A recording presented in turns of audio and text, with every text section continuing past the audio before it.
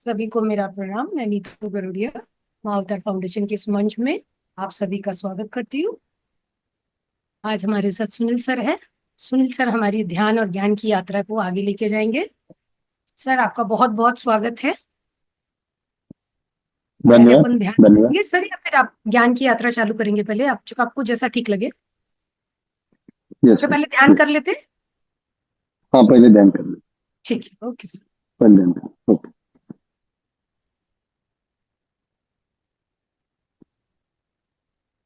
उपस्थित सभी मास्टर्स को कोटि कोटि आत्मवंदन। महाअवतार फाउंडेशन में मुझे आज ध्यान सत्र और ज्ञान सत्र लेने का अवसर प्रदान किया, इसलिए सभी मास्टर्स का मैं तहे दिल से शुक्रिया अदा करता हूँ। और आज के ध्यान सत्र को शुरुआत करने के पहले गुरु वंदना करते हैं, क्योंकि हम यहाँ तक पहुंचे हैं कि अनेक गुरु जो है, भले वो महाअवतार बाबा जी हो, या महावीर भगवान हो, गौतम बुद्ध हो, संत ज्ञानेश्वर हो, या परम अपने आदरणीय ब्रह्मश्री पितामह पत्री सर हो, सभी के प्रेरणा से हम लोग यहाँ तक पहुंचे हैं। तो हम उनको ही स्मरण करते हुए आज का ध्यान सत्र शुरू करेंगे। ये जो ध्यान सत्र जो है, वो ये अपने जीवन का ये एक धरोहर है और ये महत्वपूर्ण है। ये जो ध्यान जो है, ये ध्यान के वजह से ही हम हम जीवन में, भौतिक जीवन में और आध्यात्मिक जीवन में कुछ भी पा सकते हैं। जो चाहिए हम इस अध्यात्म में या स्पिरिचुअल भौतिक जीवन में पा सकते हैं। तो हम ध्यान करने के पहले थोड़ी बातें समझ लेंगे। ध्यान के बारे में जो है फंडामेंटल जो प्रिंसिपल है, ये समझ लेना बहुत जरूरी है।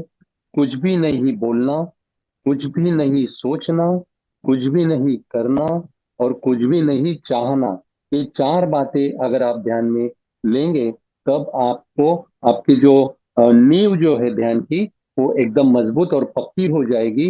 इसलिए आपने ये चार बातें जो है बराबर समझ में लेनी है और समझ में लेकर उस इस तरह से ध्यान करना है। हम ध्यान कर रहे हैं आनापानसति ध्यान।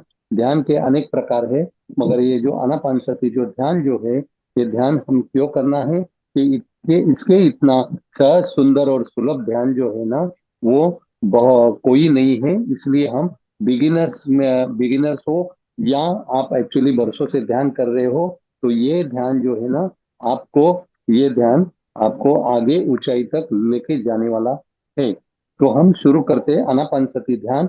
आनापानसति ध्यान में क्या है, हम लोग आलती पलती डाल के बैठेंगे, उसे स्थिरम सुखम आसनम कहते हैं। और दूसरी बात यह है कि हम लोग हाथों की उंगलियां इस तरह से क्रॉस करेंगे और आंखें बिल्कुल बंद करेंगे। पैरों के माध्यम से हमारी 10% ऊर्जा जो है वो अनलॉक हो जाती है। हाथों के माध्यम से 10% ऊर्जा अनलॉक लॉक हो जाती है। और आंखों के माध्यम से 80% ऊर्जा जो है वो लीकेज जो है, उसका बहना जो है वो रुक जाता है। वो 80% ऊर्जा लॉक हो जाती है। तो शुरू करते हैं आनापानसति ध्यान। आनापानसति आन यानी सांसों का अंदर आना, अपान यानी सांसों का बाहर जाना, सति यानी निरंतर सांसों के साथ जुड़े रहना या श्वास प्रश्वास के साथ में एक होना, इसे आनापानसति ध्यान कहते हैं। तो मास्टर, आंखें बंद करते हुए शुरू करेंगे आनापानसति ध्यान। हमारी सांस 1 मिनट में 15 बार, 1 घंटे में 900 बार, 24 घंटे में 23,600 बार बहती है। ये जो सांसें हैं, यह अपने आप चलने वाली सांसें, सिर्फ उस पर ही हमें ध्यान देना है। सजगता पूर्वक उसे सिर्फ आवन जावन को उसे महसूस करना है मास्टर्स।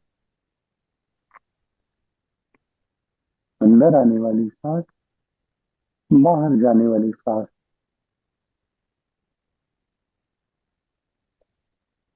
ना कोई सोच, ना कोई विचार।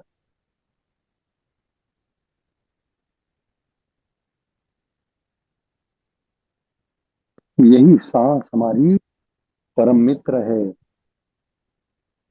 क्योंकि 24 घंटे हमारे लिए निरंतर काम कर रही है।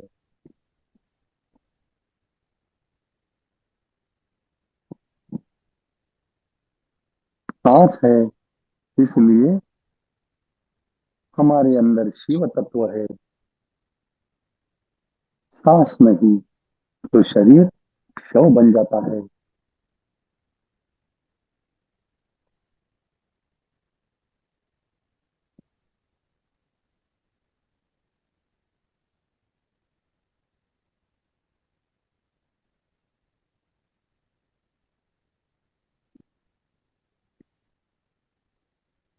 चेहरे पर प्रसन्नता की मुद्रा, रीढ़ की हड्डी सीधी, चर्म चक्षु ध्यान सत्र होने तक नहीं खोलनी है।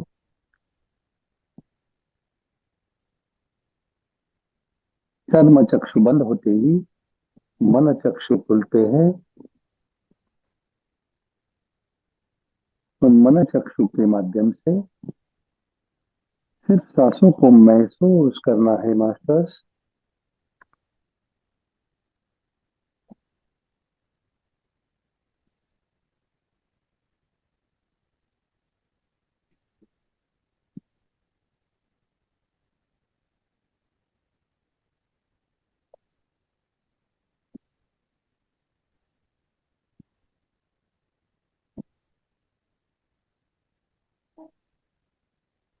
आंखें बंद करते हुए न कोई भी तस्वीर, न कोई मूर्ति, न कोई प्रतिमा हमारे सामने नहीं आनी चाहिए। सिर्फ निराकार सांसों को हमें हर पल महसूस करते रहना चाहिए।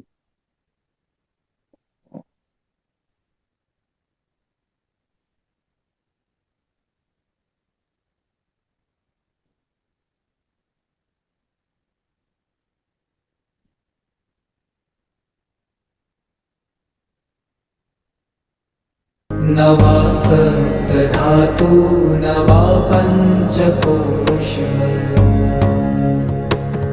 न वा पाणिपादं न चोपस्थपायु। चिदानन्दरूप शिवोऽहं शिवोऽहम्।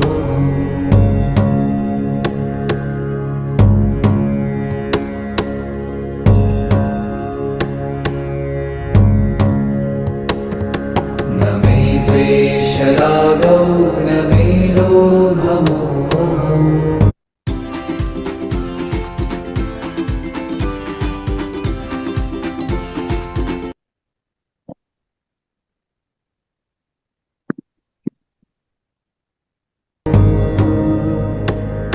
मदो नैव मे नैव मात्सर्यभावः।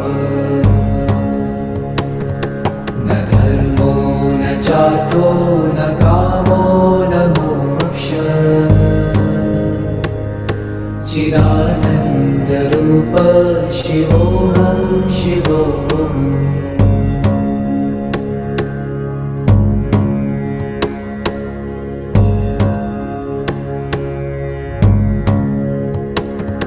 न पुण्यं न पापं न सौख्यं न दुःखम्। न मन्त्रो न तीर्थं न वेदा न यज्ञः। अहं भोजनं नैव भोजं न भोक्ता। चिदानन्दरूप शिवोऽहं शिवोऽहम्।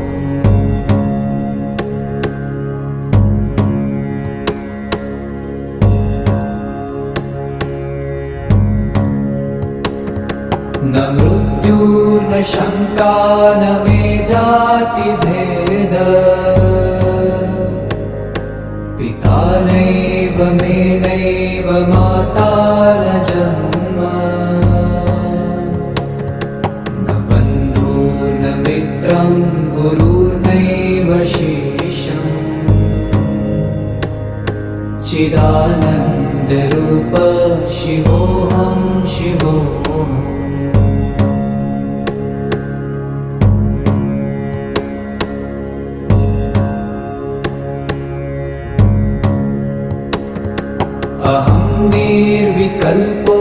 निराकाररूपो विभूत्वा च सर्वत्र सर्वेन्द्रियाणाम् न चासङ्गतं नैव मुक्तिर्न मेय चिदानन्दरूप शिवोऽहं शिवोऽहम्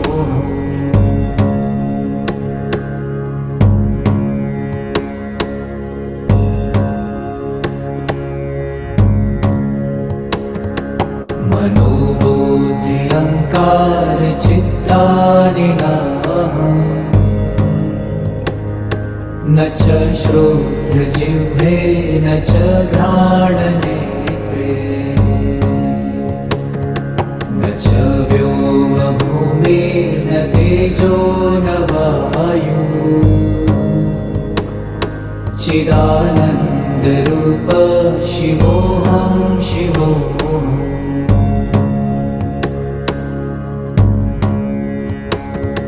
न च प्राणसंज्ञो न वै पञ्चवायु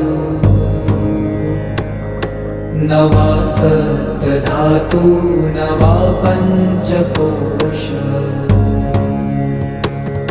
न वा पाणिपादं न चोपस्थपायु चिदानन्दरूप शिवोऽहं शिवोऽहम्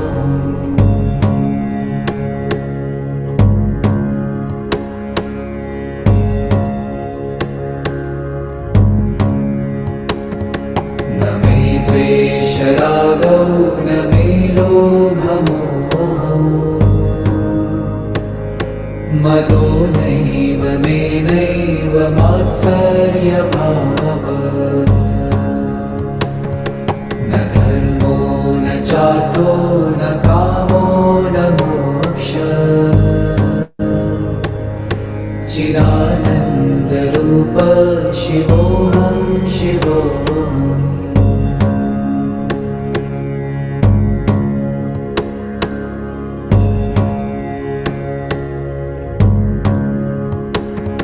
न पुण्यं न पापं न सौख्यं न दुःखम्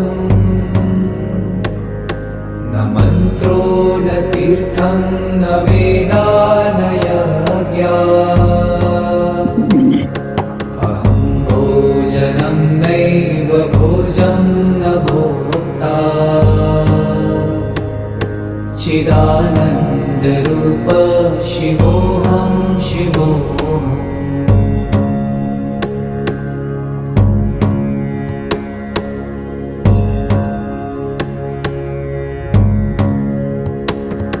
न मृत्युर्न शङ्का न मे जातिभेद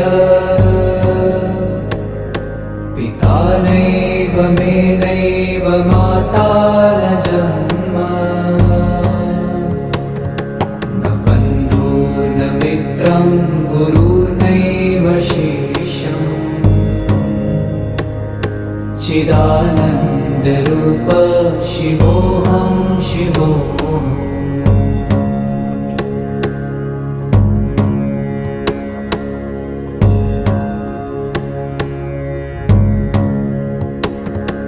अहं निर्विकल्पो निराकाररूपो विभूत्वा च सर्वत्र सर्वेन्द्रियाणाम् न चासङ्गतं नैव मुक्तिर्न मेय चिदानन्दरूप शिवोऽहं शिवोऽहम्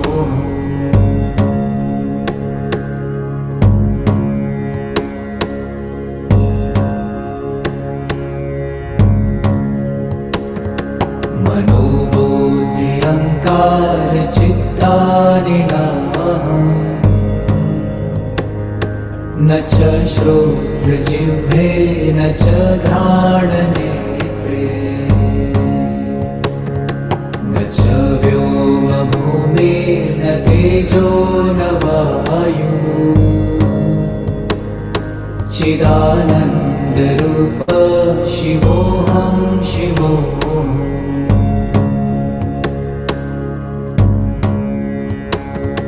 न च प्राणसंज्ञो न वै पञ्चवायु न वा सप्तधातु न वा पञ्चकोश न वा पाणिपादं न चोपस्थपायु चिदानन्दरूप शिवोऽहं शिवोऽहम्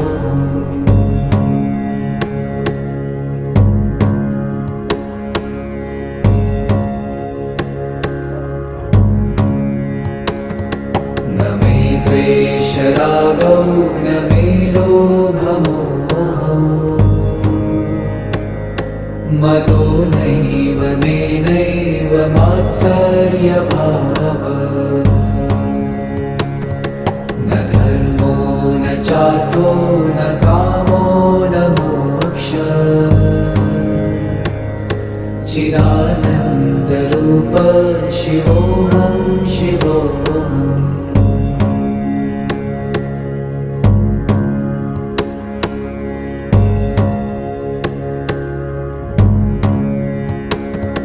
न पुण्यं न पापं न सौख्यं न दुःखम्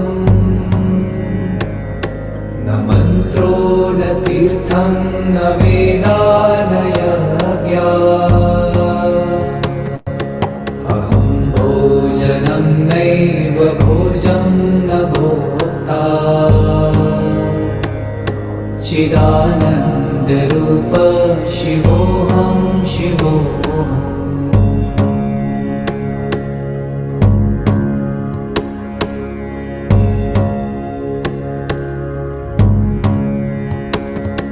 न मृत्युर्न शङ्का न मे जातिभेद पिता नैव मे नैव माता न जन्म न बन्धुर्न मित्रं गुरुर्नैव शिष्यम् चिदानन्दरूप शिवोऽहं शिवोऽहम्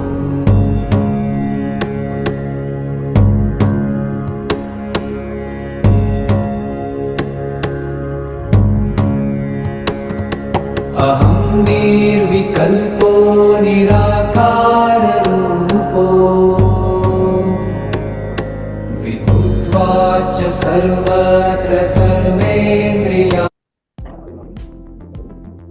Need to run Windows on your Mac? Parallels Desktop makes it simple. न चासङ्गतं नैव मुक्तिर्न मेय चिदानन्दरूप शिवोऽहं शिवोऽहम्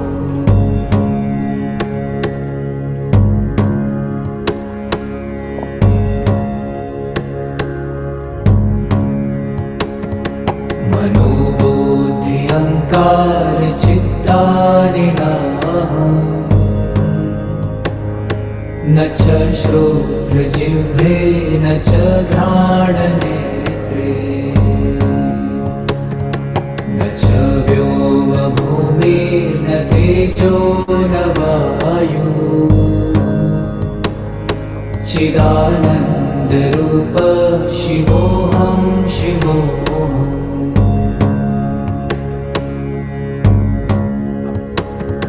न च प्राणसंज्ञो न वै पञ्चवायु न वा सप्तधातु न वा पञ्चकोश न वा पाणिपादं न चोपस्थपायु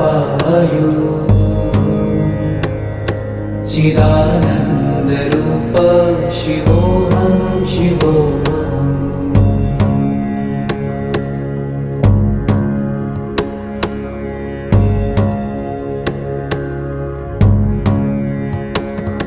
न मे द्वेषरागौ न मे लोभमोहौ मदो नैव मे नैव मात्सर्यभावः न धर्मो न चार्थो न कामो न मोक्षः चिदानन्दरूप शिवोऽहं शिवोऽहम्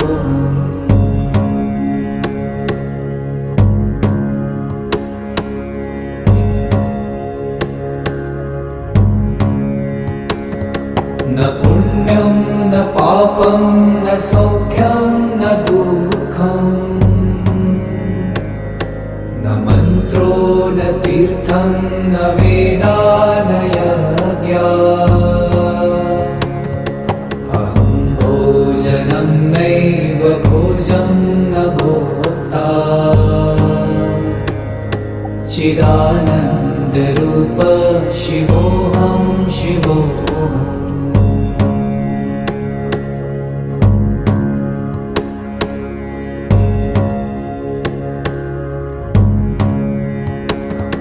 न मृत्युर्न शङ्का न मे जातिभेद पिता नैव मे नैव माता न जन्म न बन्धुर्न मित्रं गुरुर्नैव शिष्यम् चिदानन्दरूप शिवोऽहं शिवोऽहम्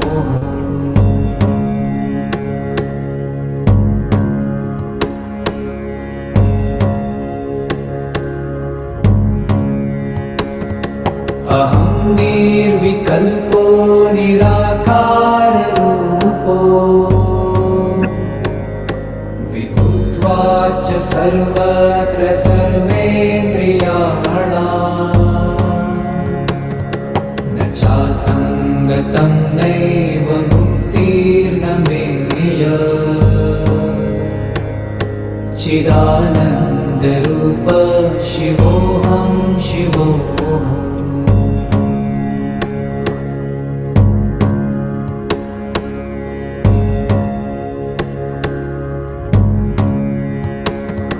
मनोबुद्धि अहङ्कार चित्तानि नाहम्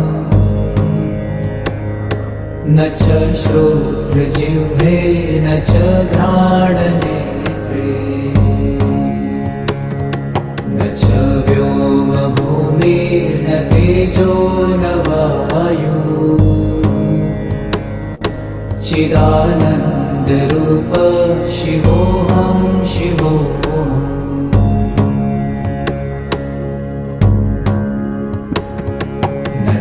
प्राणसंज्ञो न वै पञ्चवायु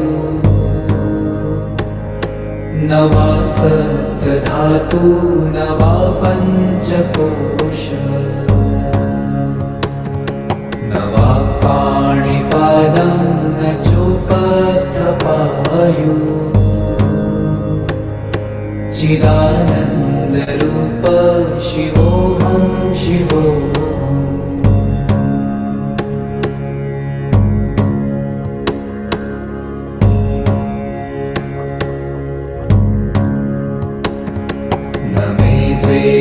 रागौ न मे लोभमोहौ मदो नैव मे नैव मात्सर्यभावः न धर्मो न चार्थो न कामो न मोक्षः चिदानन्दरूप शिवोऽहं शिवोऽहम्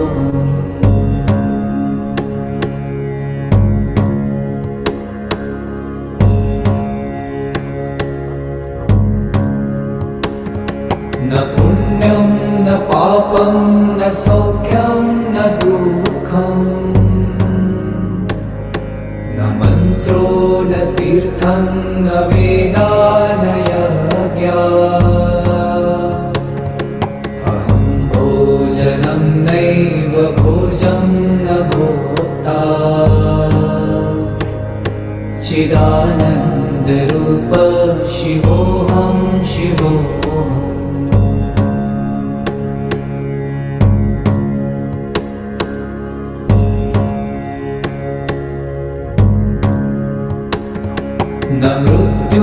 न शङ्का न मे जातिभेद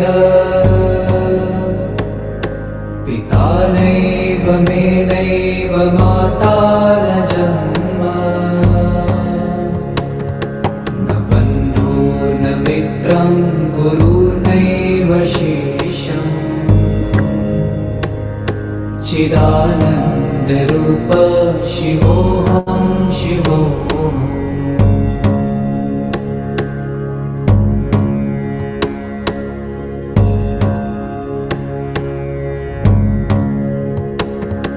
अहं निर्विकल्पो निराकाररूपो विभुत्वाच्च सर्वत्र सर्वेन्द्रियाणाम् न चासङ्गतं नैव मुक्तिर्न मेय चिदानन्दरूप शिवोऽहं शिवोऽहम्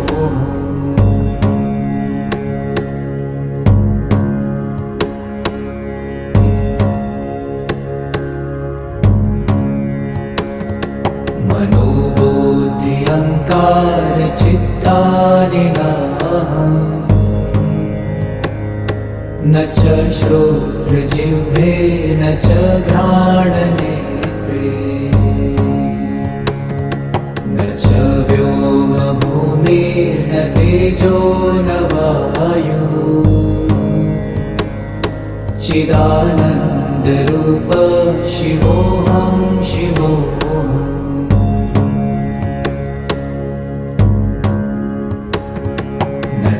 प्राणसंज्ञो न वै पञ्चवायु न वा सप्तधातु न वा पञ्चकोश न वा पाणिपादं न चोपस्थपायु चिदानन्दरूप शिवोऽहं शिवोऽहम्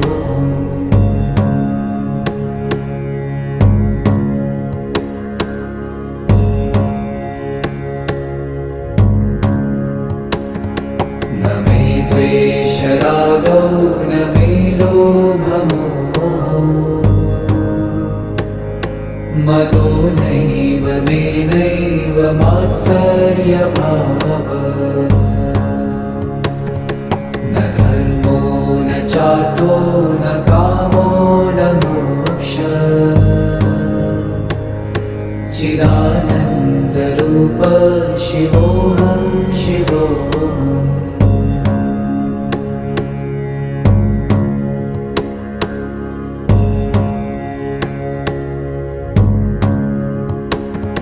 न पुण्यं न पापं न सौख्यं न दुःखं न मन्त्रो न तीर्थं न वेदा न यज्ञा अहं भोजनं नैव भोजं न भोक्ता चिदानन्दरूप शिवोऽहं शिवोऽहम्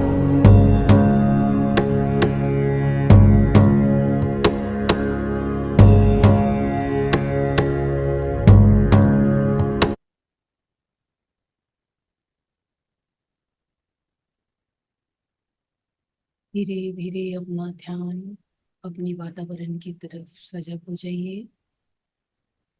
जिस आसन में आप बैठे हैं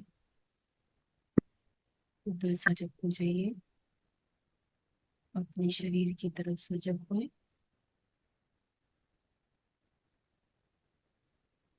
धीरे धीरे अपने पैरों की उंगलियों को हिलाएं। साउंड बहुत कम है मैम। धीरे धीरे अपने पैरों की उंगलियों को हिलाएं। दोनों हाथों को खोलते हुए अपनी आंखों के ऊपर रखें। 5 4 3 2 1। धीरे धीरे अपनी आंखों को धीरे धीरे खोले और अपना समय लेते लेते ध्यान से बाहर आए।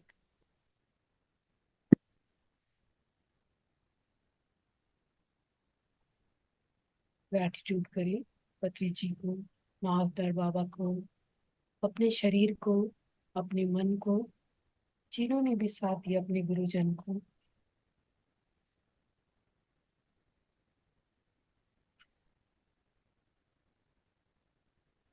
फिर से एक बार स्वागत करते हैं सुनील सर का। सर, अब बहुत ही अच्छा ध्यान था। अब ज्ञान की यात्रा की तरफ चलते हैं। किसी को कुछ शेयर करना है धन्यवाद। साथ? किसी को कुछ अपना अनुभव शेयर करना है तो मैम स्क्रीन आपकी शेयर कर आवाज सकते हैं बहुत सा कम हो गई आगे से। तो जैसे और कोई बोले तो अच्छी आ रही, लेकिन आपकी मैम कम आती है। कि अभी ध्यान रखते हैं, थोड़ा जोर से बोलने की कोशिश करते हैं, ठीक है? ठीक ठीक। किसी को कुछ अनुभव शेयर करना है तो सर के साथ, और कुछ ध्यान का अनुभव है तो, नहीं तो अपन ज्ञान की यात्रा शुरू करते हैं। सर, फिर अपन शुरू करते हैं ज्ञान की यात्रा। Yes yes. पहले गुरु वंदना करते हुए हम ध्यान ज्ञान की यात्रा शुरू करते हैं। गुरु ब्रह्मा गुरु विष्णु गुरुर्देवो महेश्वरा गुरु साक्षात परब्रह्म तस्मै श्री गुरुवे नमः।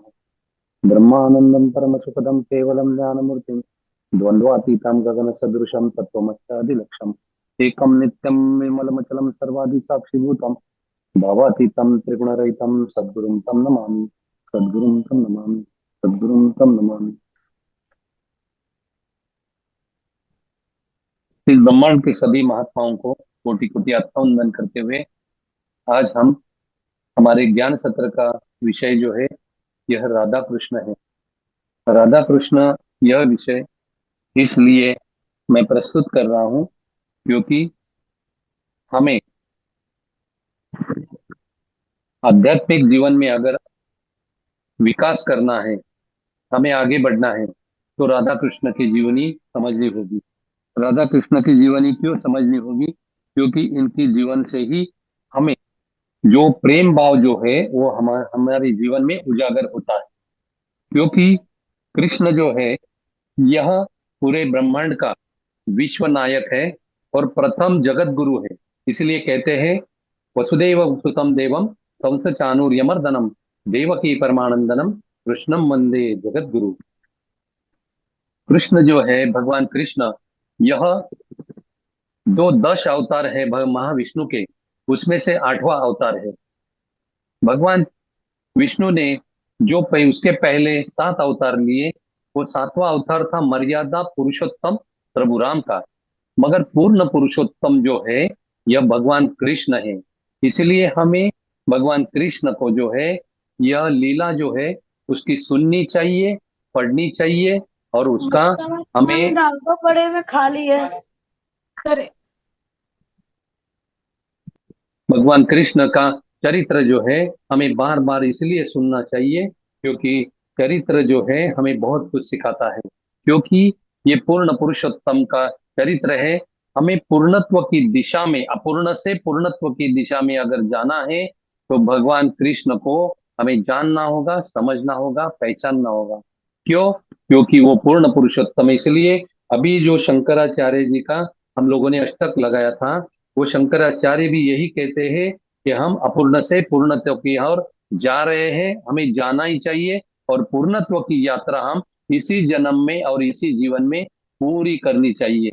इसलिए शंकराचार्य जी कहते हैं ओम पूर्णमिदम पूर्णमदम पूर्णात पूर्णमुदच्यते पूर्णस्य पूर्णमादाय पूर्णमेवावशिष्यते। प्रभु भगवान कृष्ण भी यही कहते हैं कि पूरे उन्होंने अर्जुन को जो भगवत गीता जो कुरुक्षेत्र में बताई, वो 700 श्लोकों की भगवत गीता जो है उसमें 40 श्लोक जो है वो संजय के हैं, एक धृतराष्ट्र का है, 576 जो है वो भगवान कृष्ण के हैं और 83 के 86 जो श्लोक जो है वो अर्जुन के हैं। ये सब मिलाकर 700 श्लोक जो है हमें जीवन में उसका जो है मैनुअल करके हमें सामने रखना चाहिए। जैसे हम मोबाइल लेने के बाद में मोबाइल के साथ में मैनुअल आता है कि मैनुअल मोबाइल ये कैसे चलाया जाए, कि मोबाइल के फंक्शन क्या है, ये जैसे हम मैनुअल पढ़ के मोबाइल चलाते हैं वैसे हम जीवन में जो भी पाना चाहते हैं और जीवन की कठिनाइयां या संघर्ष में आगे बढ़ते हुए हमें जो यश को यश प्राप्ति करनी चाहिए हर एक क्षेत्र में, तो वो कैसी करनी है, और बीच में आने वाले जो स्पीड ब्रेकर्स है, वो स्पीड ब्रेकर्स को लांघते हुए हमें कैसे बढ़ना है, यह हमें भगवत गीता सिखाती है। इसलिए भगवत गीता जो भगवान योगेश्वर कृष्ण ने हमें बताई, तो हमारे घर में एक छोटा छोटा सा मंदिर रहता है, वो मंदिर में कभी भी योगेश्वर कृष्ण की पूजा नहीं होती, हमेशा छोटे बाल कृष्ण की पूजा होती है। ये बाल कृष्ण की क्यों पूजा होती है? क्यों हमें हमें शरीर से बाल नहीं बनना है, मगर हमें वृत्ति जो है ना, ध्यान करते करते करते करते अपने आप एक्चुअली बाल बन जाती है। हमें इसलिए बाल कृष्ण के जैसा हमारी वृत्ति बनाने के लिए यह हमें पुरखों ने हमारे घर के मंदिर में यह बाल कृष्ण की पूजा करने के लिए कहा है। तो आज का सब्जेक्ट जो है ना, ये राधा कृष्ण है। ये राधा कृष्ण की पहली मुलाकात कहाँ हुई? ये राधा कृष्ण की पहली मुलाकात नंदग्राम और बरसाना के नजदीकी एक संकेत कर का करके एक नाम का गांव है, वहां पे पहली मुलाकात राधा और कृष्ण की हुई। और राधा और कृष्ण जो है, राधा के पिता का नाम है वृषभानु और माँ का नाम है कीर्ति। वैसे ही राधा जो है, यह बचपन से जो है, यह कृष्ण भक्त थी, और बचपन से ही वो एक दूसरे के संकेत ये ग्राम ग्राम में मिलने के बाद में एक दूसरे के प्रति, जैसे हम लोग बोलते हैं कि लव एट फर्स्ट साइट, वैसे ही एक दूसरे दृष्टि से मिलने जाने के बाद में एक दूसरे में ये राधा और कृष्ण एक दूसरे में खो गए।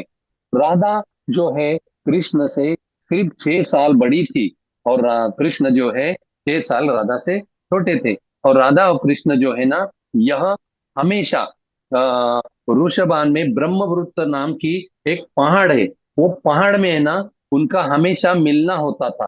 और वहां पहाड़ में है ना, वो पहाड़ में वहां पे उस वक्त है ना, राढ़ बोलते उसको, और राढ़ का अपभ्रंश है ना, राढ़ा हो गया, ढ यानी राढ़ा हो गया, और राढ़ा का होते होते होते होते राधा हो गया। ऐसे राधा का नाम जो है ना, वो एक्चुअली पहले उसका नाम लाधा था। लाधा यानी क्या? हर्ष। लाधा यानी क्या? आनंद।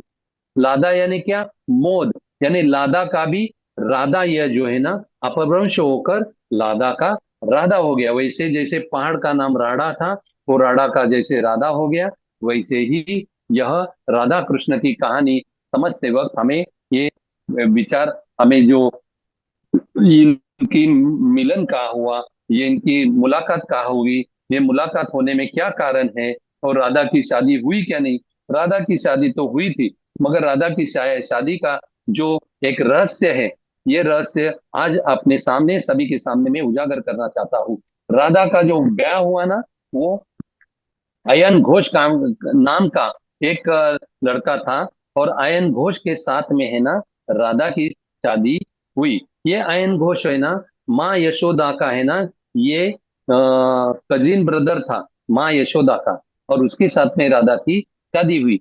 मगर ये राधा की शादी उसके साथ में होने के बाद में ये एक साथ में कभी नहीं रहे, क्योंकि भगवान कृष्ण महाविष्णु विष्णु का उन्होंने बहुत सारी तपस्या की थी, ये अयन घोष ने पहले किसी जन्म में, और उसको वरदान प्राप्त हुआ था। उस वर में उसने महाविष्णु से वर मांगा था कि मुझे लक्ष्मी की जैसी बीवी मिलनी चाहिए। ये इतना ही वर उसने मांगा था, लक्ष्मी की जैसी उनसे उनको बीवी मिलनी चाहिए। तो राधा जो है ना, ये लक्ष्मी का ही अंश है, इसीलिए वो सिर्फ नाम के लिए जिसने उसने जो चाहा तपस्या करके, इसलिए आयन घोष को उसको रापान घोष भी कहते हैं। यानी उसके दो नाम है, आयन घोष और रापान घोष, उनको यह भी कहते हैं। तो उनका जो शादी जो है सिर्फ नाम के लिए हुआ, मगर कृष्ण को जो है ना, अपना तन मन बुद्धि जो है ना, राधा जो है प्रेम की वजह से, कृष्ण से प्रेम की वजह से वो पूरी तरह से न्यौछावर कर चुकी थी। इसीलिए हमें राधा को भी समझना होगा और कृष्ण की भी समझना होगा। कोई कोई लोग कहते हैं हमारा जो हृदय जो है ना, ये कृष्ण है, और राधा, हम लोग अगर धारा धारा धारा धारा बोलेंगे ना, तो राधा राधा राधा राधा अपने आप अपने मुंह से निकल आता है। ये धारा धारा क्या है? क्योंकि अपने हृदय में जो खून जो बहता है, वो खून शुद्ध होने के लिए अपने हृदय से गुजरता है। हृदय जो है अपने रक्त शुद्धिकरण का, हमारे खून शुद्धिकरण का केंद्र है। वहां से रक्त शुद्धि होने के बाद में पूरे शरीर में शुद्ध रक्त जो है वो प्रवाहित होता है। ये खून की धारा जो है वो पूरे शरीर में बहती है। इसलिए हमारा हृदय जो है यह कृष्ण है, और जो उसमें खून की जो धारा पूरे शरीर में बहती है वह राधा है। एक मैंने आपको ये मीनिंग बताया। दूसरा भी मीनिंग मैं आपको बताता हूँ कि अपने हृदय में कृष्ण है। जैसे भगवान कृष्ण ने कृष्ण को पूछा कि आप कहाँ कहाँ मिलोगे, तो कृष्ण भगवान कृष्ण ने भगवत गीता में उसका पता दिया है। जैसे हम अपने अपने दोस्त को मिलने के लिए जैसे उसका पता लेते हैं, उस पते पर हम लोग पहुंचते हैं, वैसे ही भगवान कृष्ण ने अपना पता भगवत गीता में दिया है। वह कहते हैं कि ईश्वर सर्वभूतानां हृदय अर्जुन तिष्ठति ब्राह्मण सर्वभूताना यंत्रारूढ़ानि मायया। ये भगवत गीता में, भगवत गीता ने भगवत गीता में भगवान कृष्ण ने कहा है कि ईश्वर जो है मेरा, हर हर हृदय में मैं मेरा निवास है। मगर ये हर हृदय में निवास होने के वजह बावजूद भी लोग मुझे पहचानते नहीं है। क्यों नहीं पहचानते? कि माया के विलक्षण प्रभाव हम पर होता है, और माया के विलक्षण प्रभाव में इस जगत में आने के बाद में पूरी तरह से हमें प्रभु का विस्मरण हो जाता है। और वह विस्मरण होने की वजह से हम देह रूपी यंत्र मर माया की विलक्षण प्रभाव से भ्रमिष्ट हुए हैं। इसीलिए भगवान को हृदय में, इतना हृदय हमारे नजदीक है, ये हृदय नजदीक होकर भी हम भगवान को नहीं जानते, नहीं पहचानते, या उसका अनुभव नहीं कर सकते। इसका कारण ये की है कि हम माया के विलक्षण प्रभाव में खुद को हम भूल चुके हैं, और खुद ही खुद को इस माया के जगत में हम लोग क्या बोलते हैं, गुमशुदा हो गए हैं। पूरी तरह से हम लोग गुमशुदा हो रहे हैं। और ये गुमशुदा होने के बाद में हमें ढूंढना है। और हमें को हम हमको हमको कैसे ढूंढना है, यह भी सब कुछ भगवत गीता में दिया है। जैसे गोपियों ने ढूंढा, जैसे राधा ने ढूंढा, जैसे मीरा ने ढूंढा, वैसे उद्धव जी ने ढूंढा, अर्जुन ने ढूंढा, और ऋषि मुनियों ने ढूंढा, वैसे ही भगवान कृष्ण को हमें अपने हृदय में भी ढूंढना है। महात्मा कहते हैं कि भगवान अपने इतने करीब है, इतने करीब है, इतने करीब है, हमारी आंखें भी दूर है, हमारे कान भी दूर है, हमारे नाक भी दूर है, हमारे सर्व सर्व जो इंद्रिय जो है ना, ज्ञानेन्द्रिय और कर्मेंद्रिय, यो भी दूर है। मगर इतना करीब हमारा हृदय है, और उसी हृदय में वो निवास करते हैं। और आपको एक रहस्यमय बात बताता हूँ। क्योंकि हृदय जो है ना, वो ये दो होते हैं। एक हृदय होता है शरीर शास्त्र का हृदय। वो शरीर शास्त्र का हृदय जो है ना, यह लेफ्ट साइड में रहता है। और स्पिरिचुअल जो हार्ट है, जिसको अध्यात्म शास्त्र का हृदय है ना, वो राइट साइड में होता है।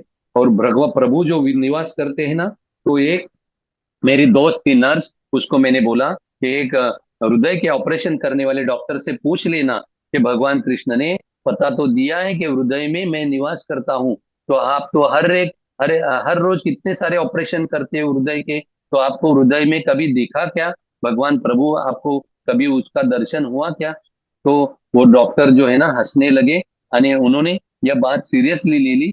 मगर उन्होंने फिर कहा उसको कि ये जो मैं हृदय का ऑपरेशन करता हूँ, ये शरीर शास्त्र का हृदय है। और भगवान जो हृदय की बात करते हैं ना, वो अध्यात्म का हृदय है। ये अध्यात्म का हृदय जो है वो दाहिने साइड होता है, और शरीर शास्त्र का हृदय जो है वो बाई साइड होता है।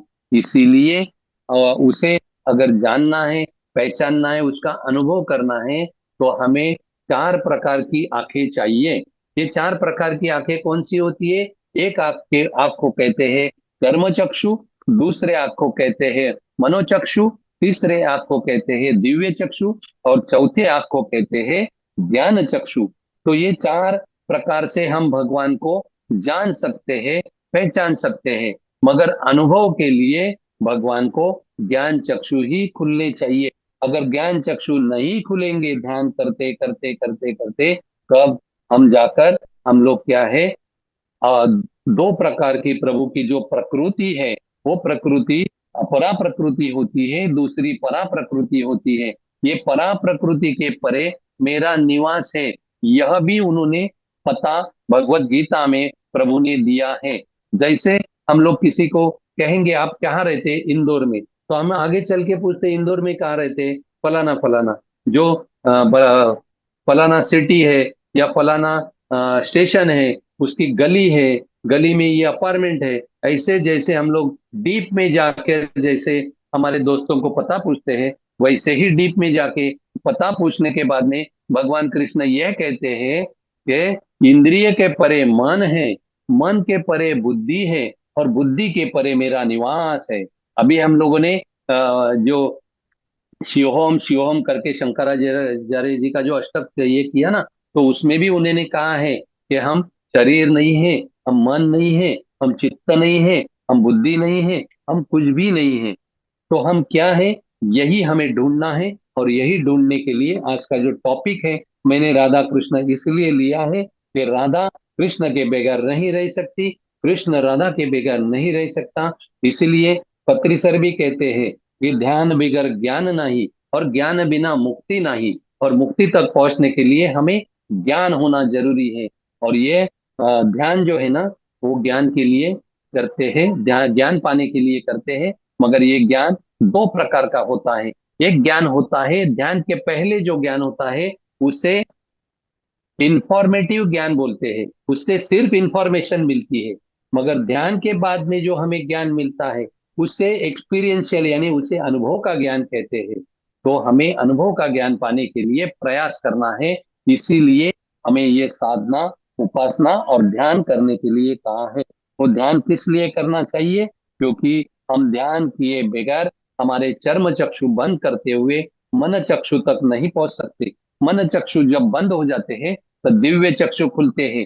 जब दिव्य चक्षु पूरी तरह से बंद होते हैं तब हम हमारे ज्ञान चक्षु खुलते हैं। ऐसे मतलब एक एक पड़ाव हमें आगे बढ़ना है। अब हम राधा और कृष्ण, ये राधा को और कृष्ण को और डीपली हम समझने की कोशिश करेंगे। जैसे आप, हमारे शरीर में 72,000 नाड़ियां है। ये 72,000 नाड़ियां जो है ना, 36,000 नाड़ियां जो है ना, ये दाएं बाजू है, और 36,000 जो है ना बाएं बाजू है। ये नाड़ियों में से है ना 108 नाड़ियां जो है, 72,000 में से 16,108 नाड़ियां जो है ना वी वीआईपी नाड़ियां है, वीआईपी नाड़ियां। मगर उसमें से वीवीआईपी जो है ना, वीवीआईपी नाड़ियां 108 है। इसलिए हम लोग वैष्णव जो है ना, गले में 108 मणियों की माला धारण करते हैं। तो 108 से भी महत्वपूर्ण नाड़ियां जो है ना, वो 10 है। और 10 से भी महत्वपूर्ण नाड़ियां जो 3 है, वो 3 नाड़ियां तो सभी को पता है। एक को कहते हैं ईड़ा नाड़ी, दूसरे को कहते हैं पिंगला नाड़ी, और तीसरे को कहते हैं सुषुम्ना नाड़ी। तो हमें ईड़ा और पिंगला का ही अनुभव है, मगर सुषुम्ना का अनुभव हमें आता है। मगर सुषुम्ना का जब अनुभव आता है तो 1 घंटे में हमें सुषुम्ना का अनुभव जो है ना सिर्फ 4 मिनट के लिए आता है। वो 4 मिनट में सिर्फ हमें ध्यान करना है, पूजा पाठ करना है, उपासना करना है, आंखें बंद करके शांत रहना। इस सुषुम्ना का बहुत सारा महत्व है। यह चंद्र नाड़ी और सूर्य नाड़ी भी उसे कहते हैं, चंद्र स्वर और सूर्य स्वर भी उसे कहते हैं। दाहिनी दाहिना स्वर और बायना स्वर ये भी कहते हैं। इसे दाहिने दाहिने स्वर को शिव बोलते हैं, बाएं स्वर को शक्ति बोलते हैं। जैसे दाहिने स्वर को कृष्ण बोलते हैं और बाएं स्वर को राधा बोलते हैं। ये राधा कृष्ण का जो है, ये संगम जो है, ये मिलाप जो है, उनका जो मिलन है हमारे शरीर में ही है। ऐसा आप कहते हैं ना, यथा पिंडे तथा ब्रह्मांड में। इस शरीर को पिंड बोलते हैं और इस सृष्टि को, पूरे सृष्टि को ब्रह्मांड बोलते हैं। और ये पिंड में राधा कृष्ण कहाँ है? राधा है अपना दाहिना अंग, और राधा होती है अपना बायां अंग। और राधा और अब ये जो राधा और कृष्ण एक दूसरे को मिलने के लिए हम ध्यान करते हैं। ध्यान किस लिए करते हैं? जैसे हम प्रयागराज बहुत सारे लोग जाके आए हैं, तो प्रयागराज में क्या होता है? तीन नदियों का संगम होता है, उसमें से गंगा और यमुना जो है एक दूसरे का मिलन होता है। मगर सरस्वती जो है वो सरस्वती गुप्त होती है। वैसे ही ये गंगा और यमुना हमारे दोनों चंद्रस्वर और सूर्यस्वर है। जैसे कि मैंने अभी कहा, यही राधा है और यही कृष्ण है, और यह राधा कृष्ण का मिलन होने के लिए हम ध्यान करते हैं। जब ये राधा और कृष्ण का जब मिलन होता है ना, तब जैसे गंगा और यमुना दृश्यमान है, और सरस्वती माँ जो है, सरस्वती नदी जो है वो अदृश्य है और गुप्त है। और गंगा यमुना जब एक दूसरे से मिलती है, तो तीसरी जो सरस्वती जो है वो उसमें से प्रकट होती है। वैसे ही चंद्र स्वर और सूर्य स्वर, यानी शिव और शक्ति, दाई नासिका और बाई नासिका, राधा और कृष्ण एक दूसरे से जब ध्यान करते करते करते जब मिलते हैं, उनका जब मिलन हो जाता है, तो मिलन के समय क्या हो जाता है? दोनों नासिका से दोनों बहने लगते हैं। तो दोनों नासिका से बहने लगते हैं, हमारी सांस बहने लगती है। तो वही सांस को जो है ना, वो उसका उनके मिलन को ही वो क्या कहते हैं? सुषुम्ना नाड़ी कहते हैं। उस मिलन को ही एक्चुअली क्या कहते हैं? हमारा दिव्य चक्षु जागृत होना कहते हैं। उसी दिव्य चक्षु में हमारा जो स्पिरिचुअल साइंटिस्ट कहते हैं कि हमारा पीनियल ग्लैंड जो है वो एक्टिवेट होता है, और प्लीनियन ग्लैंड एक्टिवेट होने के बाद में आप हमारी ध्यान की जर्नी जो है वो नीचे से ऊपर तक होती है। क्योंकि जर्नी दो प्रकार की है। एक जर्नी को बोलते हैं अधोगति, और दूसरी जर्नी को बोलते हैं ऊर्ध्वगति। दूसरी भाषा में आपको समझाता हूँ। अधोगति को बोलते हैं अधोगमन। वो अपना मणिपुर चक्र के नीचे जो भी लोग हैं वो अधोगति या अधोगमन करते हैं, और मणिपुर चक्र के ऊपर जो उठकर सहस्राधार तक जो पहुंचते, आज्ञा चक्र के माध्यम से सहस्राधार तक जो पहुंचते हैं, उसे ही भगवत भगवत प्रभु का अनुभव आता है, आत्मानुभव आता है, सेल्फ रियलाइजेशन होता है। उसको ही सेल्फ एनलाइटमेंट भी कहते हैं। इसीलिए हमें एक एक पायदान आगे बढ़ते हुए राधा और कृष्ण को इस तरह से समझना चाहिए, और इस तरह से समझकर हमें आगे बढ़ना चाहिए। क्योंकि अभी आखिर में हमें हमारे पास समय है ना देवी? थोड़ा समय है ना अपने पास? हाँ जी सर, चलेगा। समय है यस ना? सर। हाँ। हाँ, क्योंकि मैं जब सेशन लेता हूँ तो एक एक घंटा में लेता हूँ। एक घंटा थ्योरी रहती है, एक घंटा मेरा प्रैक्टिकल रहता है, और प्रैक्टिकल भी बहुत डीप रहता है। ठीक है, एनीवे। तो हम राधा और कृष्ण को इस तरह से समझेंगे कि कभी ना कभी तो आपने एक बात सुनी होगी, क्यों? एक और एक को जब लड़ाया जाता है तो उसे कूटनीति कहते हैं। और एक एक साथ मिलते हैं, और एक साथ मिलकर जब 11 होते हैं तो उसे संगठन कहते हैं। एक और एक मिलके जब दो हो जाता है तो उसे गणित कहते हैं। और एक से एक को मिलाया नहीं जाता तो कूटनीति कहते हैं। और एक को दूसरे एक से जब लड़ाया जाता है उसे राजनीति कहते हैं। मगर एक एक और एक मिलने के बाद में जब एक ही रहता है, एक ही बचता है, तो उसे प्रेम कहते हैं। और एक से मिलन होने के बाद में शून्य बच जाता है, तो उसे अध्यात्म कहते हैं।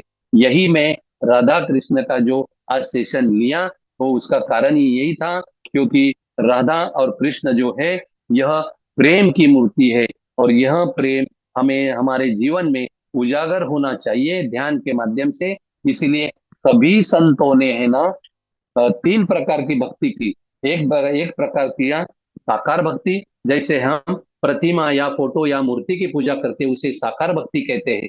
दूसरा सगुण भक्ति की। सगुण भक्ति यानी क्या? कि हमारे अंदर जो हर एक इंसान में सद्गुण भी रहते हैं और दुर्गुण भी रहते हैं। मगर दुर्गुण जो है ना वो पूरी तरह से खत्म होकर सिर्फ सद्गुण ही उभर कर आने चाहिए, उसे सगुण उपासना कहते हैं। और तीसरी उपासना जो है ना, निर्गुण निराकार की उपासना। जैसे कबीर भी एक जगह कहते हैं कि हाँ, कबीर जी ने राम का जो डेफिनेशन है ना, वो 4 प्रकार का किया है। कबीर जी बोलते हैं कि एक राम दशरथ का बेटा, दूजा राम घट घट में बैठा, तीजा राम का जगत पसारा, चौ, चौथा राम जो सबसे न्यारा। जो चौथा राम जो है ना सबसे न्यारा, उसी के लिए हम ध्यान कर रहे हैं मास्टर, इस बात समझ लेना। इसलिए जो राम है वही कृष्ण है, वो कृष्ण है वही राम है। आपको राधा कृष्ण के निमित्त में ये भी बात बताना चाहता हूँ कि राम है सूर्यवंशी। जब सूरज था तब राम का जन्म हुआ था। जब आसमान में चांद था तो भगवान कृष्ण का जन्म हुआ। कि एक है सूर्य और एक है चांद, चंद्रवंशी। एक है सूर्यवंशी। सूर्यवंशी कौन है?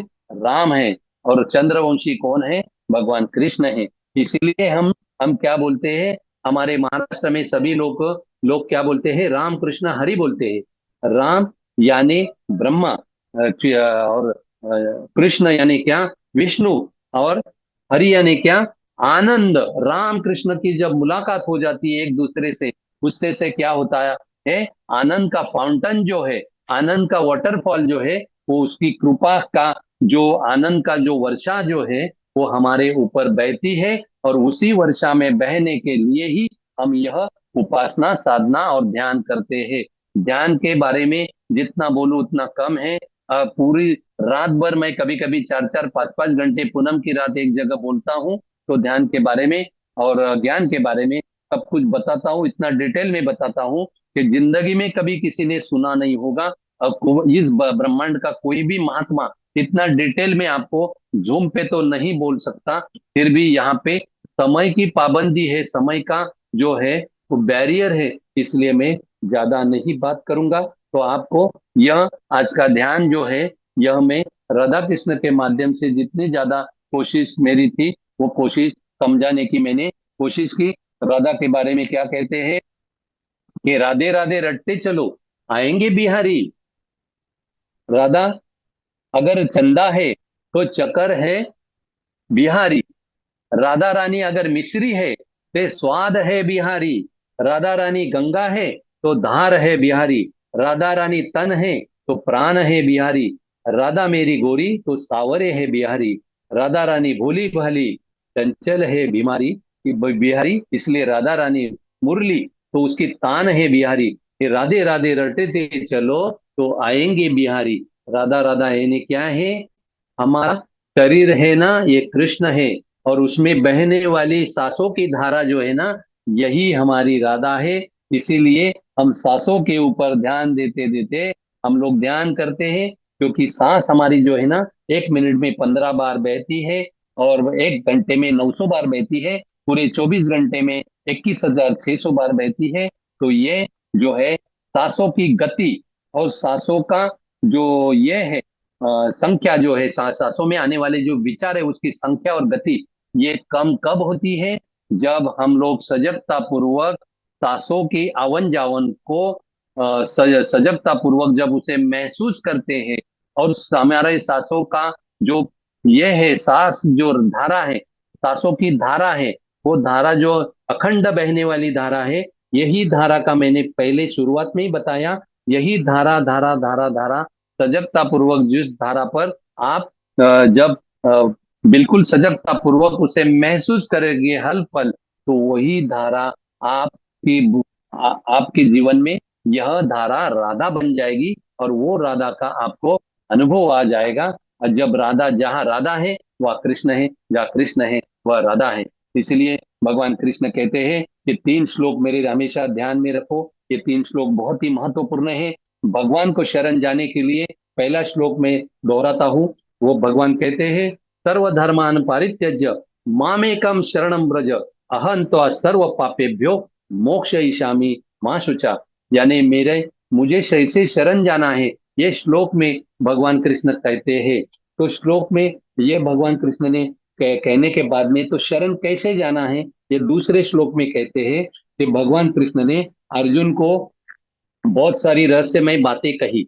मगर भगवत गीता के 9वें चैप्टर में उन्होंने राजविद्या राजगुह्य बताया। तो राजविद्या राजगुह्य बताने के पहले उन्होंने शुरुआत की, कहाँ से शुरुआत की? मन से शुरुआत की। ये मन क्या है, और मन इतना चंचल है। अर्जुन कहता है कि अर्जुन, भगवान प्रभु, ये मन इतना चंचल है, तो इसको कैसे, उसको लगाम दिया जाए, उसको कैसे अपने ताबे में या उसको नियंत्रण में कैसे लाए। तो उसके लिए प्रभु ने दूसरा श्लोक उसमें कहा है कि मन मनाना मद भक्तो मद्याजी माम नमस्करु माम अवैशेषी युक्तेव महात्मा नाम मत परायणा। तू मुझे पूरी तरह से, तेरा मन जो है ना, मेरी तरह बना। यह रहस्यमय बात है। यह एक सेशन या एक दो घंटे में बताने वाली बात नहीं है, बहुत रहस्यमय बात है। मन प्रभु को समर्पित करना, यानी पहले शरण जाना।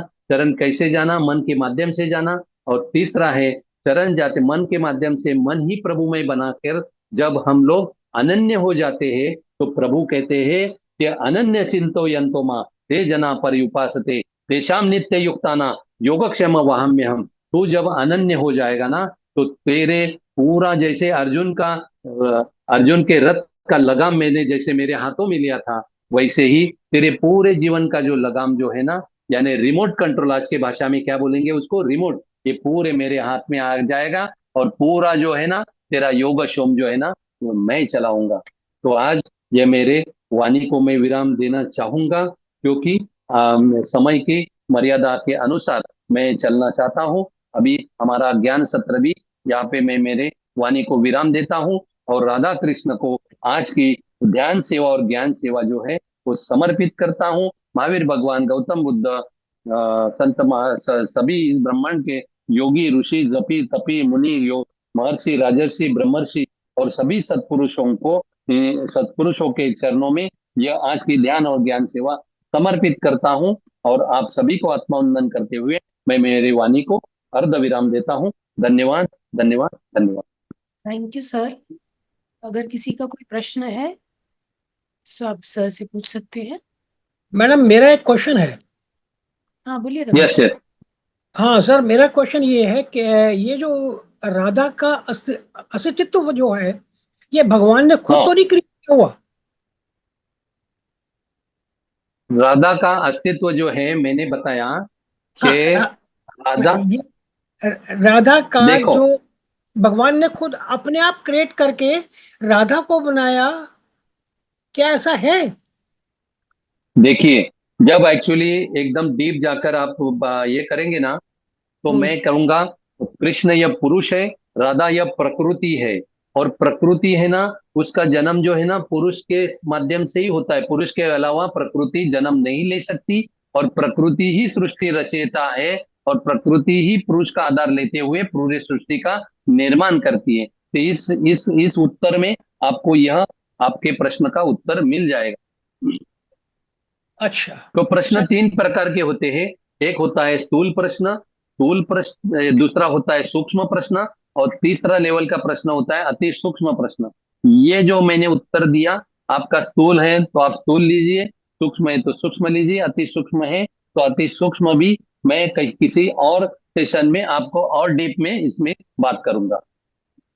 सर लेकिन यस सर। आप आप मेरे को एक बात बताइए। मैंने भी ये गीता 3 बार पढ़ी है, लेकिन तीनों बार मेरे को ये एहसास हुआ कि धर्म की स्थापना के लिए एक सृष्टि का नाश नहीं हुआ क्या? धर्म की साधना के लिए सृष्टि का नाश हुआ, क्योंकि हाँ। देखो, संत महात्मा जो होते हैं ना, वो उनकी उनका उनका जो रवैया रहता है सृष्टि के इंसानों को बदलने का, तो वो हम्म, एक्चुअली बुद्धि को परिवर्तन करते हैं। लेकिन प्रभु जब अवतार लेते हैं ना, तो वो क्या हम्म। करते हैं, यदा यदा ही धर्मस्य ग्लानिर्भवति भारत अभुत्थानम अधर्मस्य तदात्मानं सृजाम्यहम् परित्राणाय साधुना विनाशाय च दुष्कृता धर्म संस्थापनार्थाय संभवामी युगे युगे। धर्म की संस्थापना करने के लिए साम दाम दंड भेद, यह हम्म। सभी जो है वो उसे अपनाने ही पड़ते हैं। क्योंकि उन्होंने पहले ही दुर्योधन के पास जाके 5 गांव मांगे थे, क्योंकि 5 गांव अगर दे देते तो यह झगड़ा ही, पूरा महाभारत ही खत्म हो जाता था वहां पे। लेकिन उसने कहा कि मैं सुई के नोक पे भी जितनी जगह है वो भी मैं नहीं दूंगा। इसकी वजह से महाभारत हुआ। लेकिन यस सर सर। ये राधा राधा का डेप्थ क्या है? राधा की गहराई क्या है? सर राधा की गहराई ये की है, ये राधा जो है ना, ये प्रेम का प्रतीक है। ये एक्चुअली प्रेम भाव का प्रतीक है। अगर हम लोग ध्यान करेंगे, लेकिन अपने आप से प्रेम करते हुए अगर हम ध्यान नहीं करेंगे, तो ध्यान जो है ना, वो हम लोग मैकेनिकल कर रहे हैं। मैकेनिकल ध्यान अलग होता है और प्रेम पूर्वक ध्यान अलग होता है। राधा यानी प्रेम, प्रेम यानी राधा, प्रेम की धारा यानी राधा। यही मैं कहना चाहूंगा बस। ठीक है sir, thank you sir. Question तो बहुत है लेकिन टाइम की कमी है सर। सर कभी भी पूछो, एनी टाइम, एनी टाइम, कभी भी कुछ भी पूछो, आधी रात को जवाब दूंगा मैं। राइट सर, ठीक है। धन्यवाद, धन्यवाद। धन्यवाद सर, धन्यवाद, धन्यवाद। और कोई प्रश्न किसी का? सर नमस्ते। नमस्ते। सर ये सूर्य नाड़ी चंद्र नाड़ी दिन में कितना बार एक साथ बहते थे सर? सूर्य नाड़ी जो है ना, दिन में हाँ है ना, एक एक घंटा सूर्य चलती है और एक घंटा चंद्र चलती है। उसमें सिर्फ 4 मिनट सुषुम्ना चलती है। हाँ। 4 मिनट सुषुम्ना चलती है। जब ये 4 मिनट सुषुम्ना चलती है ना, उस वक्त सिर्फ ध्यान करना है, पूजा पाठ करना है, उपासना करना है। कोई भी भौतिक जगत के काम नहीं करना है, वो काम आपके सक्सेस नहीं होंगे। तो हमको कैसे मालूम होगा सर? वो देखने का, सूर्य। ऐसे ऐसे ऐसे आप करोगे ना। हेलो, ऐसे ऐसे आपको करना है, सांस को बाहर छोड़ना है और ऐसे ऐसे करना है, तो आपको पता चलेगा अरे एक चालू है या दो चालू है। नहीं तो ऐसे हाथ करना है और सांसों को छोड़ना है, तो आपको पता चलेगा कौन सी चालू है नाड़ी।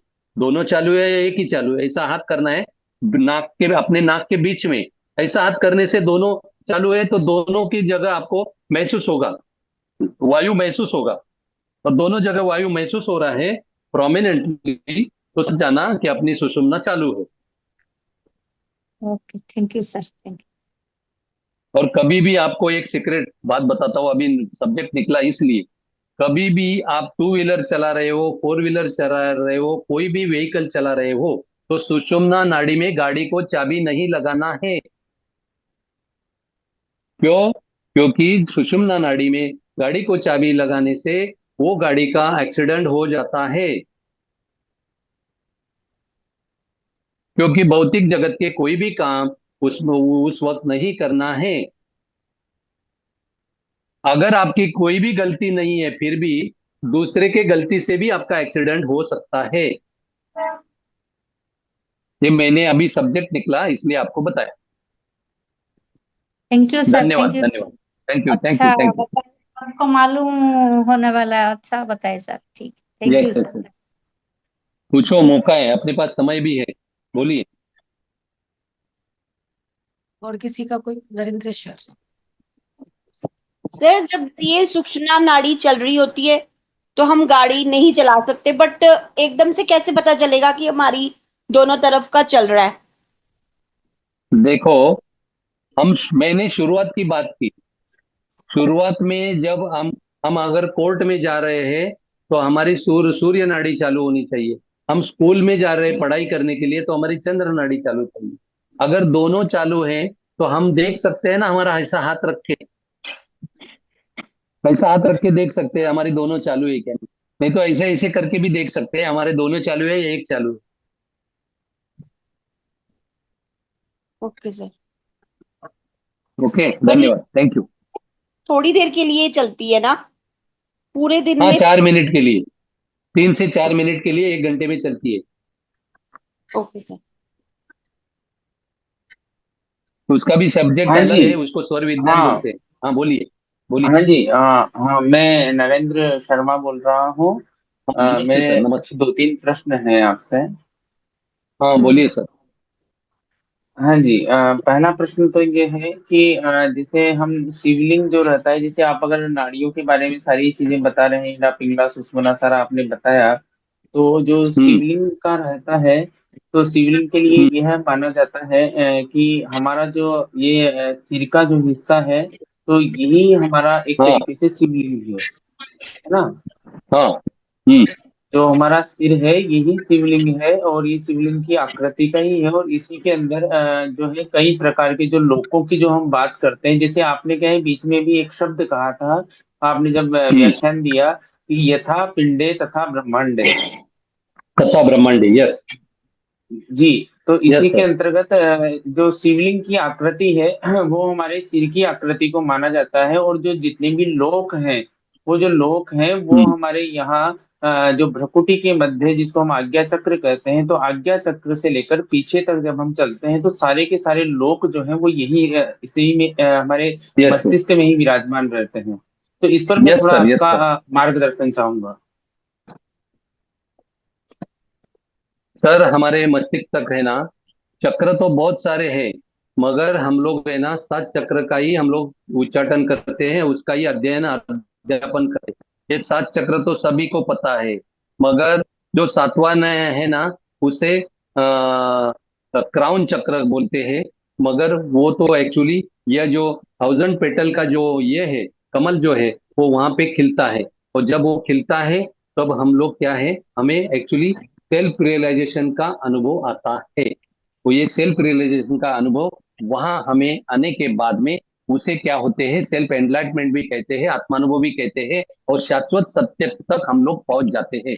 इस शाश्वत सत्य को जो है ना, ये 2 बार हम लोग जान सकते हैं, क्योंकि 7वें चक्र तक पहुंचने के बाद में सिर्फ आत्मज्ञान होता है। 7वें के ऊपर बाकी बहुत सारे चक्र है, क्योंकि जैसे जैसे हमारा ऑरा बढ़ते जाएगा, ध्यान करते करते करते करते, वैसे हमारे अलग जो चक्र जो है अदृश्य जगत में, वो भी एक्चुअली उजागर होते हैं, उसका हमें अनुभव आता है। तो ये जो क्राउन चक्र तक पहुंचने के बाद में है ना, हम लोग सिर्फ 5th डायमेंशन तक आते हैं। आपको तो डायमेंशन पता होगा, three dimension, 4 dimension, 5th dimension. उसके आगे जो है ना 6, 7, 8, 9 ऐसे ऐसे डायमेंशन है ना शुरू हो जाते हैं। तो इसको 7वां चक्र यानी क्राउन चक्र खुलने के बाद में उसे क्या कहते हैं, लीनियर एनलाइटमेंट, आत्मानुभव, शाश्वत सत्य तक पहुंचना। वो शाश्वत सत्य तक पहुंचने के बाद में हमारी स्टेलर एनलाइटमेंट की जर्नी जो है, या ब्रह्म ज्ञान की जर्नी है ना, वहां से शुरू हो जाती है। 2 प्रकार का ज्ञान है, एक ज्ञान को बोलते हैं आत्मज्ञान, और दूसरे ज्ञान को बोलते हैं ब्रह्म ज्ञान। मगर आत्मज्ञान नहीं हुआ तब हम लोग ग्रेजुएट नहीं हुए, तो हम लोग डबल ग्रेजुएट कैसे हो सकते हैं, है क्या नहीं? और डबल ग्रेजुएट होने के बाद में पीएचडी कैसे कर सकते हैं?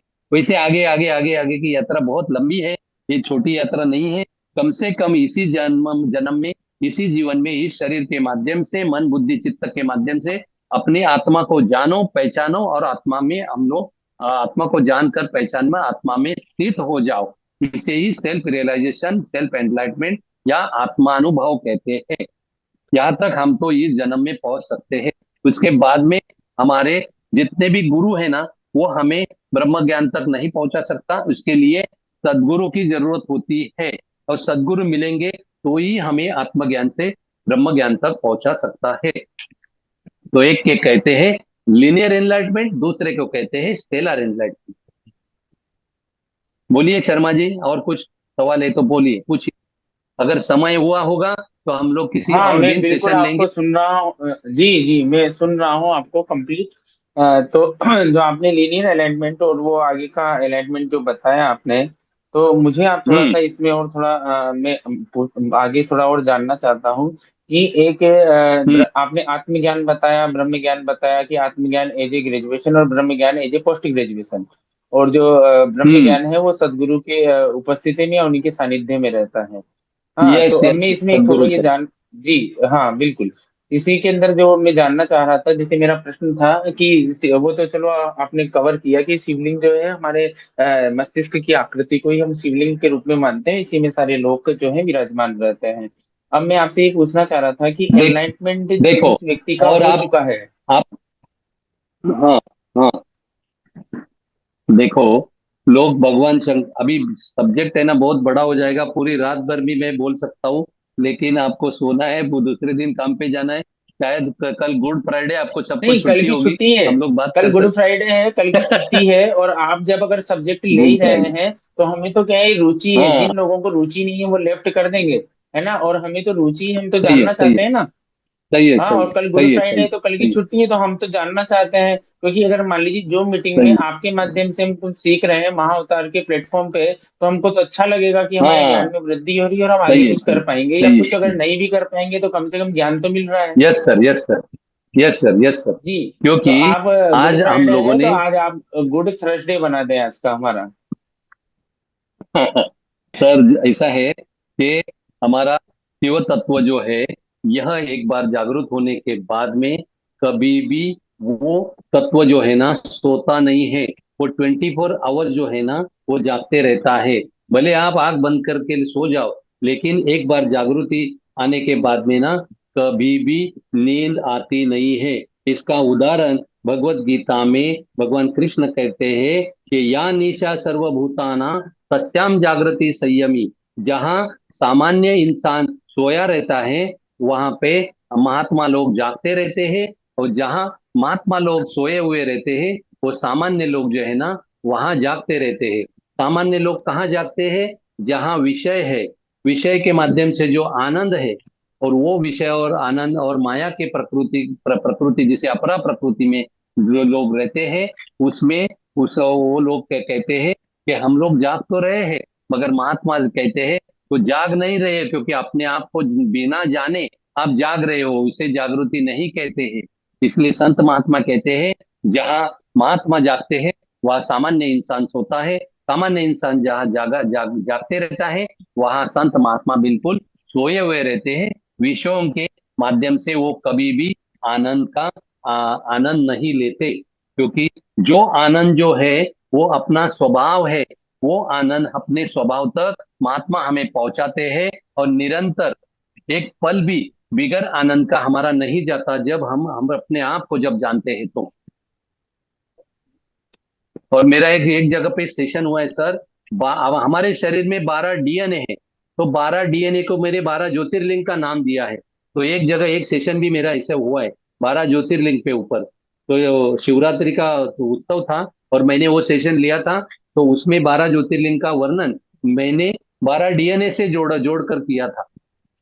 बोलो, कि जितना अध्ययन करो उतना कम है, जितना जानो उतना कम है। और जितना जानोगे उतना आपको ध्यान में रुचि निर्माण होगी, रस निर्माण होगा, और वो बहुत बड़े आनंद से आप है ना ध्यान में कितनी देर बैठोगे आपको पता भी नहीं चलेगा सर। बोलिए शर्मा जी।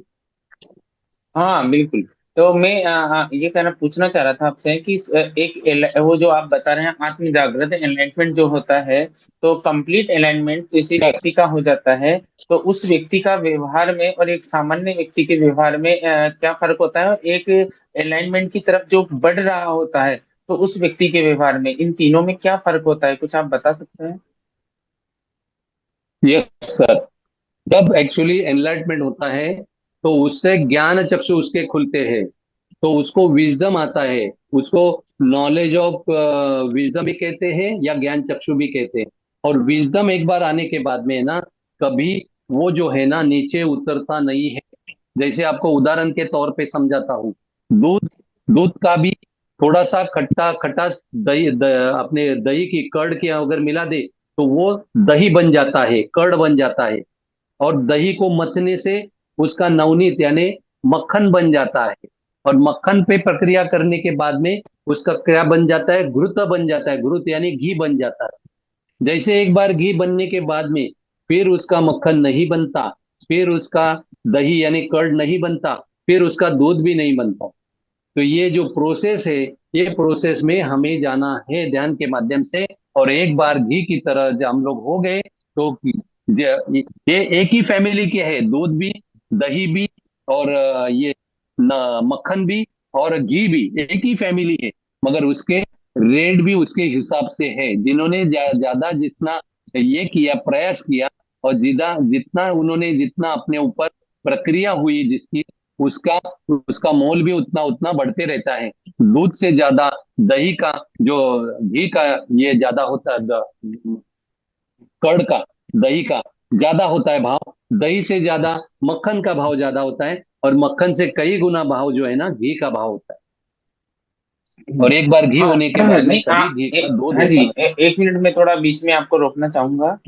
मेरा जो प्रश्न था उसका थोड़ा सा एक इसी के अंदर जो था वो अलग प्रकार से ये था कि एक आप जो आत्म जागृत व्यक्ति बता रहे हैं, यानी फुल एनलाइटमेंट जिनके ज्ञान चक्षु खुल गए हैं, तो उसके बाद ऐसी स्थिति आती है क्या कि जो है उन्हें वहां पहले जैसे आप बता रहे थे कि उसे ब्रह्म ज्ञान यानी कि आत्मज्ञान से ब्रह्म ज्ञान के लिए हमें सदगुरु की आवश्यकता होती है। और जब हम्म। एक मिनट, थोड़ा बीच में बहुत इंपॉर्टेंट प्रश्न है, बीच में कोई अपने आप को अनम्यूट ना करें, है ना? तो हाँ बोलिए हाँ सर, जी हाँ भाई बोलिए। साहब, मेरा कहने का तात्पर्य है कि आत्मज्ञान से जब आप ब्रह्म ज्ञान की बात कर रहे हैं, जहां पर कंप्लीट अलाइनमेंट हो जाता है, तो उस समय हम्म। सदगुरु की आवश्यकता होती है ब्रह्म ज्ञान के लिए। लेकिन आप हम्म। एनलाइटमेंट जब कंप्लीट हो चुका है, तो वो जो एक हम्म। निर्वाण वाला जो वो चलता है मंत्र, तो उसके बाद किसी गुरु की आवश्यकता नहीं होती है क्या उस व्यक्ति को, देखो अगर कंप्लीट? यहाँ पे क्या जी। है। हाँ सर, देखो, आत्मज्ञान होता है सदगुरु के ही माध्यम से, मगर आत्मज्ञान हम्म। तक पहुंचने के लिए हमें जो प्रयास करना है, वो प्रयास करते करते करते जब हम स्वयं के स्वयं गुरु हो जाते हैं, तभी हमें सदगुरु मिलते हैं। हमें स्पिरिचुअल साइंस ऐसा कहता है, जब disable is ready, master appears. उस वक्त जो मास्टर अपीयर होकर हमारा जो आगे का जो काम जो है, हमारा आगे की जर्नी, हमारी यात्रा जो है, वो पूरी कर देता है। यस सर, इसमें कोई सवाल?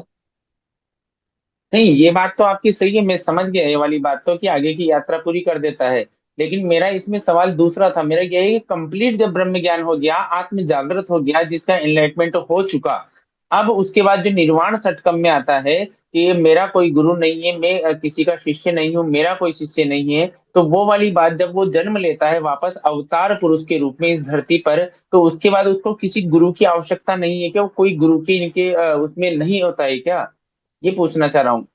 सर, सर एक बार मैं गुरु और सदगुरु का है ना एनालिसिस करके डिफरेंशिएट करके एक सब्जेक्ट दूंगा, तब एक्चुअली बहुत हम लोग लंबी बात करेंगे और पूरा क्लियरिटी के साथ में बात करेंगे, एग्जाम्पल देके, और उसका दृष्टांत देके भी मैं एक्चुअली उसको समझाऊंगा। बहुत डीपली बात करना नहीं पड़ेगा, तो मैं दोनों का आपको नहीं डिफरेंस भाई साहब, समझ वो में आएगा। जो गुरु और सदगुरु है ना, वो तो मैं जानता हूँ। गुरु और सदगुरु की हम्म। जो प्रवृत्ति है और वो जो विशेषता और उनकी परिभाषा है ना, वो तो मैं जानता हूँ सब। मेरा प्रश्न हम्म। थोड़ा दूसरा है, जब आप ये बता रहे हैं, क्योंकि मेरे पास ऐसे व्यक्ति हैं जो कंप्लीट, जिनका अलाइनमेंट जो आप बता रहे हैं हो चुका है। अब वो जो है वो ये कहते हैं कि जो गुरु है उसकी आवश्यकता नहीं है, न शिष्य की आवश्यकता है। तो ऐसे है, तो आप, मैं आपसे जो पूछना चाह रहा हूँ, वो मेरा ये प्रश्न था कि ब्रह्म ज्ञान सब कंप्लीट हो चुका, अब उसके बाद जब वो जन्म ले रहा है अवतार पुरुष में, तो अब उसको किसी गुरु की आवश्यकता नहीं है क्या, या फिर उसको किसी शिष्य की आवश्यकता भी नहीं है? वो तो कहते हैं शिष्य भी नहीं बनाता मैं। अभी देखो, देखो सर, जो मैंने आत्मज्ञान की बात की ना, उसे लीनियर एनलाइटमेंट बोलते हैं। उसको एक्चुअली आपको सबको समझने के लिए मैं बोलता हूँ, उसको एक्चुअली हम लोग ना शरीर ना होते, ना मन होते, चित्त ना बुद्धि, या वो बुद्धि के परे हम लोग जाते हैं, और परे जाकर हम लोगों को विदेह स्थिति प्राप्त हो जाती है। विदेह स्थिति प्राप्त होना यानी आत्मज्ञान होना, और महाविदेह क्षेत्र में जाकर महाविदेह स्थिति प्राप्त करना, उसे ब्रह्म ज्ञान बोलते हैं। और महाविदेही क्षेत्र में जाना, इसका मतलब है कि गैमा स्टेट में जाना। गैमा स्टेट में जाना, अभी आपको पता है अल्फा बीटा थीटा डेल्टा सब स्टेजेस है, एक एक एक एक, एक। तो एक सेशन में आप नहीं ये सब बता सकता, तो एक एक सेशन में जैसे जैसे मौका मिलेगा वैसे वैसे, क्योंकि मेरे ऑफलाइन सेशन बहुत होते हैं, क्योंकि ऑफलाइन सेशन में जो मजा आता है वो ऑनलाइन सेशन में नहीं आता, क्योंकि ऑनलाइन सेशन में लिमिटेशन होता है सब बातों का, ठीक है नहीं?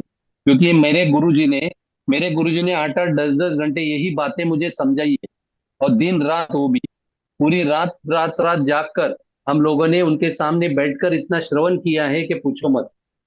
अनलिमिटेड श्रवण किया है, इसलिए हम लोग एक्चुअली इतना स्पॉन्टेनियसली ओवरफ्लो होकर हम लोग बात करते हैं सर आपसे। इतना हमारे आप पास है ना कहाँ कहाँ सदगुरु रहते का। हैं? जी। बम्बई में। हाँ जी। हाँ जी, आप जो कह रहे हैं भाई साहब, वो बातें तो सारी सत्य है, क्योंकि आपने जो सदगुरु के सानिध्य में पाई है, और ये जो गुप्त ज्ञान वाली बात है, ये बहुत कम लोगों को पता होती है। और साथ में इसके अभी ये तो शुरुआत हुई है एबीसीडी की, इसके पीछे बहुत और भी अनेक चीजें हैं, वो आप यहाँ ऑनलाइन हम्म। सेशन में नहीं बता सकते हैं, उसका भी कारण मैं जानता हूँ, है ना? ये बात सही है, हम्म। और आप जितनी भी बातें बता रहे हैं ये बिल्कुल सत्य है, क्योंकि इसके पीछे भी आध्यात्म जो है वो असीमित है। क्योंकि हम धर्म को सीमित कर सकते हैं, लेकिन आध्यात्म में जो असीमित है, नेति नेति जिसे कहते हैं, तो यस यस यस। कभी जी जी वेद नेति नेति वेद इसलिए भी चुप संतों ने बैठ कहा गए, है ना नेति नेति नेति नहीं बोलकर थी। वेद भी चुप बैठ गए। हाँ सर। जी बिल्कुल। तो हम्म, इसमें आगे जो मेरा एक छोटा सा है, शायद उसको तो आप बता ही देंगे, कि जिस हम्म प्रकार से हम सतलोक और दयाल लोक की बात करते हैं, हम्म सतलोक और दयाल लोक, आज्ञा चक्र के बाद हम ऊपर की तरफ जब चलते हैं तो हम सतलोक और हम्म दयाल लोक इनकी बात करते हैं। तो उसके बारे में कुछ हम्म आप समझा सकते हैं? उसके बारे में समझाएंगे सर। जब एक्चुअली रूबरू एक दूसरे से बात करेंगे ना तो डीपली बात करने में बहुत मजा आएगा, क्योंकि आप कौन से स्टेज पे है ये जानकर मैं आगे का रास्ता बता सकता हूँ मैं सर, है क्या नहीं, नहीं सर? नरेंद्र जी हमारे सीनियर मास्टर हैं। नरेंद्र जी हाँ। हमारे यहाँ सीनियर मास्टर हैं, बहुत अच्छा ज्ञान देते हैं। और आप भी नहीं आज नहीं मास्टर बहुत आए हैं अच्छा। तो उनके क्वेश्चन बड़े अच्छे अच्छे लेवल के हैं। तो आप कीजिए सर, नहीं बात बहुत अच्छा है, अच्छा वो है, अच्छा बहुत है मुझे सवाल। आनंद। हम के आंसर देंगे नहीं तो नहीं हमें बात बहुत मुझे काफी ज्ञान आनंद मिलेगा। आनंद भी हो रहे हैं। ऐसे ही सवाल होने चाहिए ताकि सबका उसमें फायदा हो। अर्जुन को अकेले को नहीं बताया, अर्जुन का निमित्त करके पूरे जगत को ये भगवत गीता बताइए भगवान कृष्ण ने। वैसे जी ही जी सवाल पे सवाल, सवाल पे सवाल वही पूछता है जो मुमुक्षु है, जो जिज्ञासु है, और जी जिसमें अनुताप है। सभी सभी महात्मा बोलते हैं जिसमें अनुताप है ना, उसमें से सवाल पे सवाल उभर कर आते हैं। और जब सवाल खत्म हो जाते हैं तो उसका उसमें उसका रूपांतर मौन में हो जाता है, और मौन होने के बाद में वो कुछ नहीं बता सकता। ऐसा तो बिल्कुल है। इसलिए बिल्कुल, ये आपसे ये सत्य पूछ है। रहे हैं कि आपको ज्ञान है, नहीं तो नमस्ते। इस बारे हम। नहीं, ये बोलिए बात बोलिए। आपकी बिल्कुल सही है। आप जो कह रहे हैं वो संपूर्ण सत्य है। देखिए, जिज्ञासु होना बहुत आवश्यक है। वही आवश्यक व्यक्ति जब जिज्ञासु बनकर और लास्ट में जब जिज्ञासु से उसकी सभी जिज्ञासाएं शांत हो जाएंगी, तब वो मौन धारण कर लेगा अपने आप, फिर उसको बोलने की आवश्यकता ही नहीं होगी। और उसके साथ ही सही है जो हम सही है। श्री कृष्ण और अर्जुन की बात करते हैं, सुनील जी, तो आपको तो ये पता है कि हम्म, श्री कृष्ण कौन है और अर्जुन कौन है, ये तो आप तो जानते हैं। हाँ, क्योंकि क्या सही है, है सही। संसार के लगभग 99% लोग जो है श्री कृष्ण और अर्जुन को जानते ही नहीं है कि श्री कृष्ण कौन है और अर्जुन सही है कौन सही। है। लगभग 99% लोग सही है नहीं सही। जानते हैं कि श्री कृष्ण कौन है और अर्जुन कौन है। सही है सही। आप तो जानते हैं, मुझे पता है सही आप है। तो जानते हैं कि श्री कृष्ण कौन है। तो श्री कृष्ण जो है, मैं बताऊं, श्री कृष्ण हमारे जो गुरु हैं, हाँ हाँ सदगुरु सर। जो हमें मिल जाते हैं हम्म, आध्यात्म के अंदर, हमारे सदगुरु ही श्री कृष्ण होते हैं।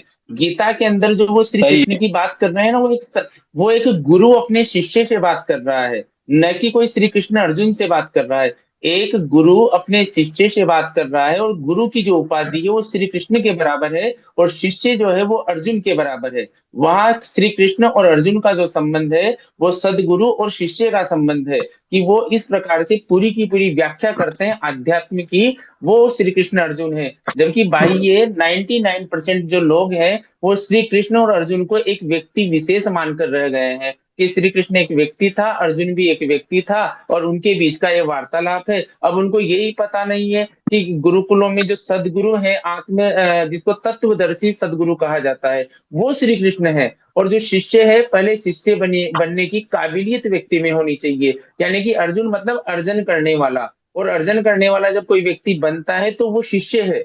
तब जाके क्या है कि वो जो कृष्ण रूपी सदगुरु है, वो उसे ज्ञान ग्रहण करवाते हैं। और उसकी पहली शर्त होती है सेवा। जब तक आप सेवा नहीं करेंगे तब तक वहां से उपदेश शुरू नहीं होगा। और उपदेश जब सही शुरू है। होगा तो ज्ञान को ग्रहण करवाने के भी 4 तरीके होते हैं। अलग अलग तरीकों से ग्रहण करवाते हैं। आपको आंखों से भी ज्ञान ग्रहण करवाएंगे, आपको स्पर्श से ज्ञान ग्रहण करवाएंगे, आपको श्रवण से ज्ञान ग्रहण करवाएंगे। हाँ, 4 तरीकों से आपको ज्ञान का ग्रहण मिलेगा। तब जाकर क्या है कि आपकी अंदर की जो, जिनको आप बोलते हैं आप्त काम पुरुष, या जिसको कहते हैं इंद्रियां, हाँ, तब जाके वो चित्त यस यस। वृत्तियां शांत होगी, और तब आप आगे बढ़ पाएंगे। ये जो है एग्जैक्टली। सारी चीजें आप जब सदगुरु के सानिध्य में पहुंचेंगे और सेवा करेंगे, कौन कौन सी विधि से? मन वचन कर्म, कायिक वाचिक मानसिक, और तन मन धन। जब इन तीनों 9 चीजों से आप सेवा करेंगे, तब जाकर कुछ मिलेगा।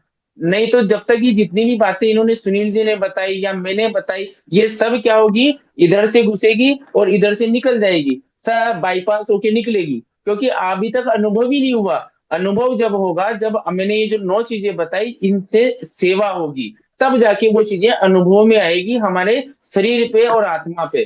तब जाके हम कुछ आगे बढ़ पाएंगे। और सुनील जी जो है यहाँ पर विराजमान भी हैं, तो मैंने जितनी भी बातें कही, तो लगभग भाई साहब आप सहमत भी होंगे इन सब चीजों से। एकदम सही है सर, क्योंकि क्या है मालूम है, भगवान कृष्ण कहते हैं कि अर्जुन, तुझे मैं ये जो बातें मैं कह रहा हूं ना, ये मैंने मेरे माता माता देवकी यशोदा को भी नहीं कही, बंधु मेरा बड़ा भाई बलराम उसको भी नहीं कही। ये तुझे रहस्यमय बातें मैं तुझे बता रहा हूँ, क्योंकि कहीं कहीं युगान युगे पहले मैंने ये सूरज भगवान को बताई, ये उसके बाद में ईक्ष्वाकु को बताया, फिर मैंने मनु को बताया, फिर बीच में बहुत सा जो है गैप रह गया, उसके बाद में तू मिला। इसलिए 5 पांडव थे, लेकिन 5 पांडव में से अर्जुन को ही क्यों कही, क्योंकि अर्जुन जो है दिन रात उसका स्मरण करता था भगवान कृष्ण का, इसीलिए अर्जुन को बताई। क्योंकि अर्जुन ने जब वो बुआ का लड़का समझ के उसको देख रहा था, तब तक वो श्री कृष्ण भगवान को नहीं जानता था।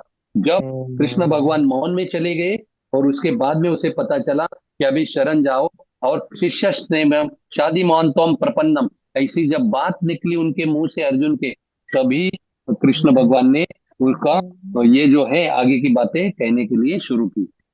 Am I right, Sharma ji? हाँ हाँ बिल्कुल। अब हम मैं एक लास्ट देखो फिनिशिंग बताऊंगा। थोड़ा सा बस केवल 2 मिनट लूंगा, 2 मिनट से ज्यादा नहीं लूंगा।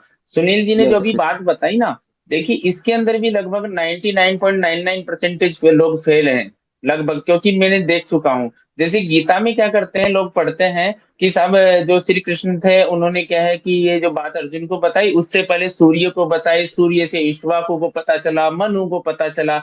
जबकि इसको लोग क्या करते मानते हैं कि सूर्य, मनु, इक्ष्वाकु ये सब एक व्यक्ति विशेष पर्सनैलिटी है, जबकि ये व्यक्ति विशेष की नहीं। पर्सनैलिटी है ही नहीं है।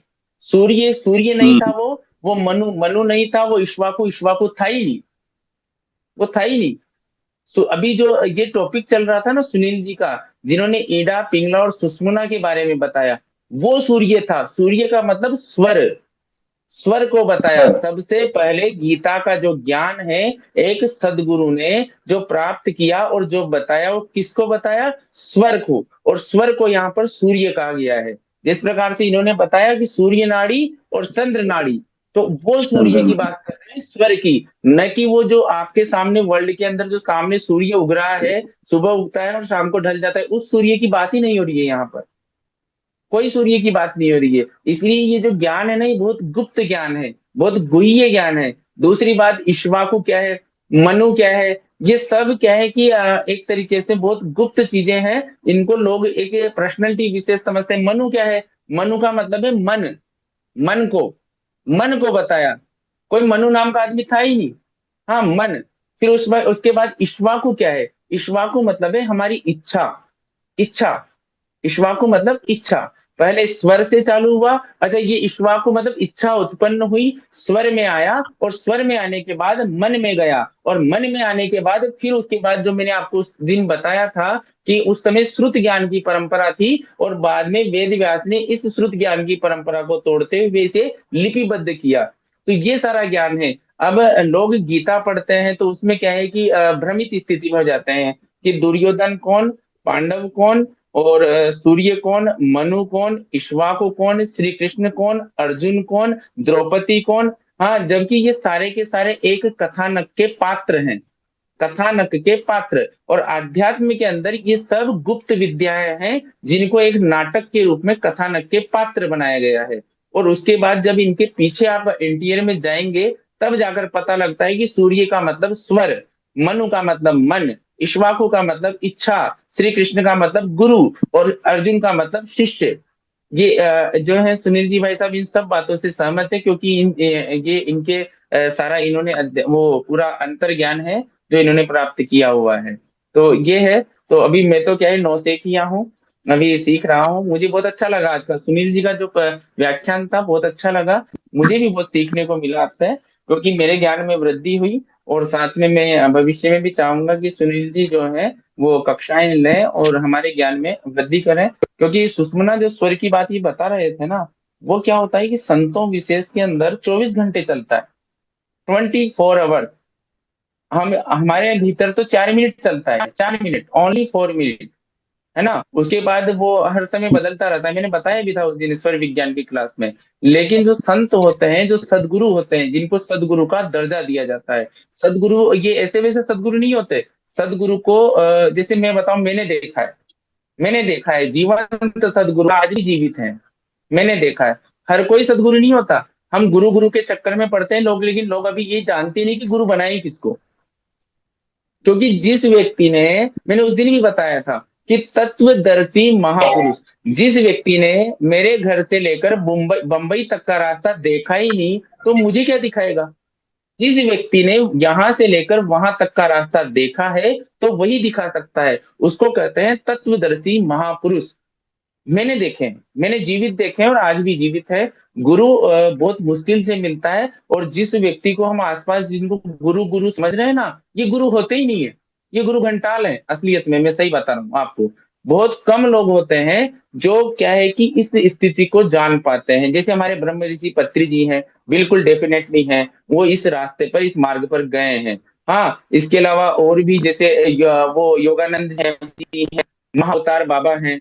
हाँ, तो ये डेफिनेटली गए हैं इस रास्ते पर। लेकिन हम जब आसपास ही छोटे मोटे गुरु देखते हैं ना, कि भाई आज ये बागेश्वर धाम वाले फेमस हो गए, आज ये कौन से दूसरे वाले फेमस हो गए, रामभद्राचार्य जी, आज ये अविमुक्तरश्नंद जी फेमस हो गए, तो ये कोई सदगुरु नहीं है। मैं आपको साफ बता देता हूँ, इन्होंने अभी कोई तत्वदर्शी स्थिति इन्होंने प्राप्त की नहीं है। तो जब इन्होंने प्राप्त नहीं की, दूसरों को करवा भी नहीं सकते हैं।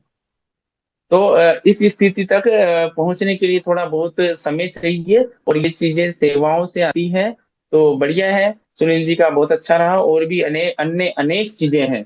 अभी तो ये जो ज्ञान है, इसकी केवल मात्र आपको एबीसीडी पता चली है। अभी एबीसीडी पे चल रहे हैं हम। अगर हम सोचें कि आध्यात्मिक विद्या का सुनील जी के माध्यम से हमें बहुत कुछ पता चल गया, और अब क्या है कि बहुत कुछ हो गया। तो मैंने उस दिन भी बताया था 16 डायमेंशन होते हैं। अब हम चौथे पांचवे डायमेंशन पे अटके हुए हैं। 16 डायमेंशन होते हैं यहाँ अंतरिक्ष में।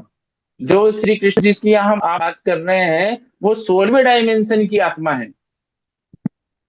और तो मेरा अभी तो क्वेश्चन था, अभी बहुत मैंने ये बहुत पूछने है ज्यादा। नरेंद्र जी। अभी मुझे ये क्वेश्चन पूछना था, मेरा ही क्वेश्चन हाँ है हाँ। ये। मुझे अभी याद अब मतलब आप भी बता सकते हैं, सर भी बता सकते हैं कि मुझे 13वें डिमेंशन से 17वें डिमेंशन तक मेरा क्वेश्चन है कि आप उनके बारे में विस्तार से बताइए, 5 मिनट लेके।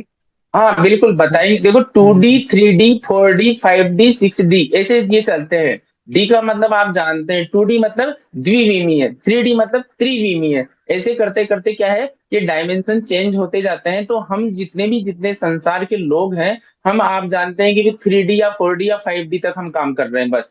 इसके अलावा जो अगर हम मन की बात करें, हमारे मन के अंदर जो हमारी जिनको हम कहें कि श्वास श्वास जब ये सभी चीजें प्राप्त की, लेकिन उसके बाद जिस डायमेंशन तक हम पहुंचना चाहते हैं या पहुंच पा रहे हैं, तो वो बहुत मुश्किल है। सदगुरु जो होता है, सदगुरु जिसको तत्वदर्शी महापुरुष कहा जाता है, वो 16वें डायमेंशन की आत्मा है। यानी कि जब परमात्मा जो है ना, मैंने उस दिन कहा था, परमात्मा अकर्ता अभोक्ता है, निराकार है और अमूर्त है। लेकिन परमात्मा जो है वो यहाँ पर आता है यहाँ पर, और उसका अवतरण होता है। अवतरण, जन्म नहीं होता है, अवतरण। और अवतरण जो होता है वो किस रूप में होता है परमात्मा का, वो होता है सदगुरु के रूप में। आपने जो तत्वदर्शी महापुरुष जो सदगुरु है, उसमें परमात्मा दिखाई देता है। यानी कि अगर मैं मान लीजिए जन्म लूं, तो देखो मैं बोल भी रहा हूँ, मैं चल भी रहा हूँ, इसके अलावा मैं आप लोगों के साथ भी हूँ। तो वो जो सदगुरु होता है, वो परमात्मा का वही रूप होता है, और उस परमात्मा की एनर्जी को बराबर पकड़ने वाला वो सदगुरु होता है। लेकिन प्रकृति के नियमों से बंधा हुआ होता है। यहाँ पर आने के बाद ऐसा नहीं है कि साहब ऐसा है कि ये विध्वंस कर दिया और अब धर्म का ये सारा काम बढ़िया किया और दुश्मनों का नाश कर। प्रकृति के नियमों से बंधा हुआ होता है, और जो परिवर्तन होता है वो धीरे धीरे आता है। और उसके बाद आध्यात्मिक की विद्याओं का जिनको ज्ञान ग्रहण करना होता है, वो लोग वहां पहुंचते हैं जिनकी बहुत भाग्यशाली आत्मा होती है, और जिन्होंने जन्म जन्मांतर तक अनेक पुण्य कर्म किए होते हैं। तब जाकर कुछ ज्ञान प्राप्त करते हैं और उस सदगुरु के दरवाजे पर पहुंचते हैं। तब जाकर वो क्या है कि उनकी आत्मा से जैसे मैंने आपको बताया, इसमें बहुत अच्छा एक दोहा है, श्लोक, चक्षुर नमिलतम, ऐसा कुछ है कि मतलब चक्षुओं से, आंखों से, स्पर्शात, स्पर्श से, उसके अलावा मैंने बताया आपको स्पर्श से, आंखों से, श्रवण, उसके उनके सुनाने से, और इन चीजों से क्या है कि ज्ञान की अपने शिष्य को प्राप्ति करवाता है। तब जाकर वो क्या है कि उसकी आत्मा जागृत होती है, और आत्म जागृत स्थिति में व्यक्ति पहुंचता है, जिसको भाई साहब कह रहे थे कि ब्रह्म ज्ञान, वो ब्रह्म ज्ञान। और अगर कोई व्यक्ति ये कहे ना कि मैं एस्ट्रल ट्रेवल करना चाहता हूँ, तो वो क्या है कि उस सदगुरु के माध्यम से एस्ट्रल ट्रेवल भी कर सकता है। वो उसको ले जाते हैं, वो ऊपर ले जाते हैं, आराम से एस्ट्रल ट्रेवल भी करा लाते हैं, कोई दिक्कत नहीं है, और वापस लाके वापस बॉडी में भी डाल देते हैं, कोई प्रॉब्लम नहीं आती, ये काम भी हो जाता है। फिर अगर मान लो वो ये चाहे कि मैं यहाँ बैठा हुआ मेरा टाइम ट्रेवल करना चाहता हूँ, टाइम ट्रेवल जिसको हम कहते हैं समय की यात्रा करना चाहता हूँ, पीछे की, अभी की और आगे की, समय की यात्रा भी हो जाती, आराम से हो जाती, कोई दिक्कत नहीं आती। बस थोड़ा प्रकृति के नियमों में बंधा रहता है व्यक्ति, तो वहां उस सदगुरु के माध्यम से ही जितनी भी जो आध्यात्मिक की हम बात कर रहे हैं ना, तो ब्रह्म ऋषि पत्री जी हैं, या जिनकी सुनील जी बात कर रहे हैं जिन भी सदगुरु से, तो ये सब इन्होंने कहाँ से प्राप्त किया, और हम जब जूम मीटिंग पर बैठे हैं तो हम उन्हीं की बातों को आगे बढ़ा रहे हैं, या उन्हीं की बातों को ग्रहण करके हमारा जीवन सुधार रहे हैं। हाँ, उस दिन भी मैंने आपको बताया था कि किस समय खाना खाना चाहिए, कभी नहीं माफी खाना चाहिए। चाहिए। खैर बहुत समय हो गया, हाँ हाँ बहुत समय हो गया, मैं माफी चाहूंगा क्योंकि हाँ, बहुत सर लंबी आपका बातें हैं। आपका कभी अनुभव लेंगे हम लोग कोई दूसरी क्लास में, बट हाँ अभी नहीं, चलो धन्यवाद। मैं क्या है वो सुनील जी बात कर रहे थे, धन्यवाद और आपका सुनील जी। अरुंधति मैम और का मैं कुछ भी कोई भी प्रश्न है। बात से असहमति हो तो बताइए। हाँ कोई जी, बात हाँ नहीं, जरूर। अरुंधति मैम का एक प्रश्न है सर से। अरुंधति मैम पूछिए, सर से पूछना चाह रहे थे। सर नमस्ते।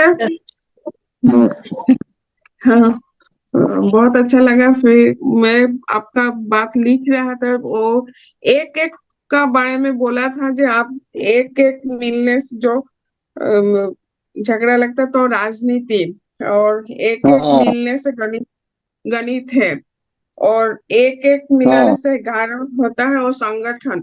और क्या बोला था मैं लिख हम्म। नहीं पाया। एक और एक मिलने से जब एक ही रहता है तो उसे प्रेम कहते हैं। हाँ, और एक और एक मिलने से और जब शून्य, बाकी शून्य मिल होता है तब उसे अध्यात्म। अध्यात्म कहते हैं। अध्यात्म यानी शून्य होना, बिल्कुल। नमस्ते।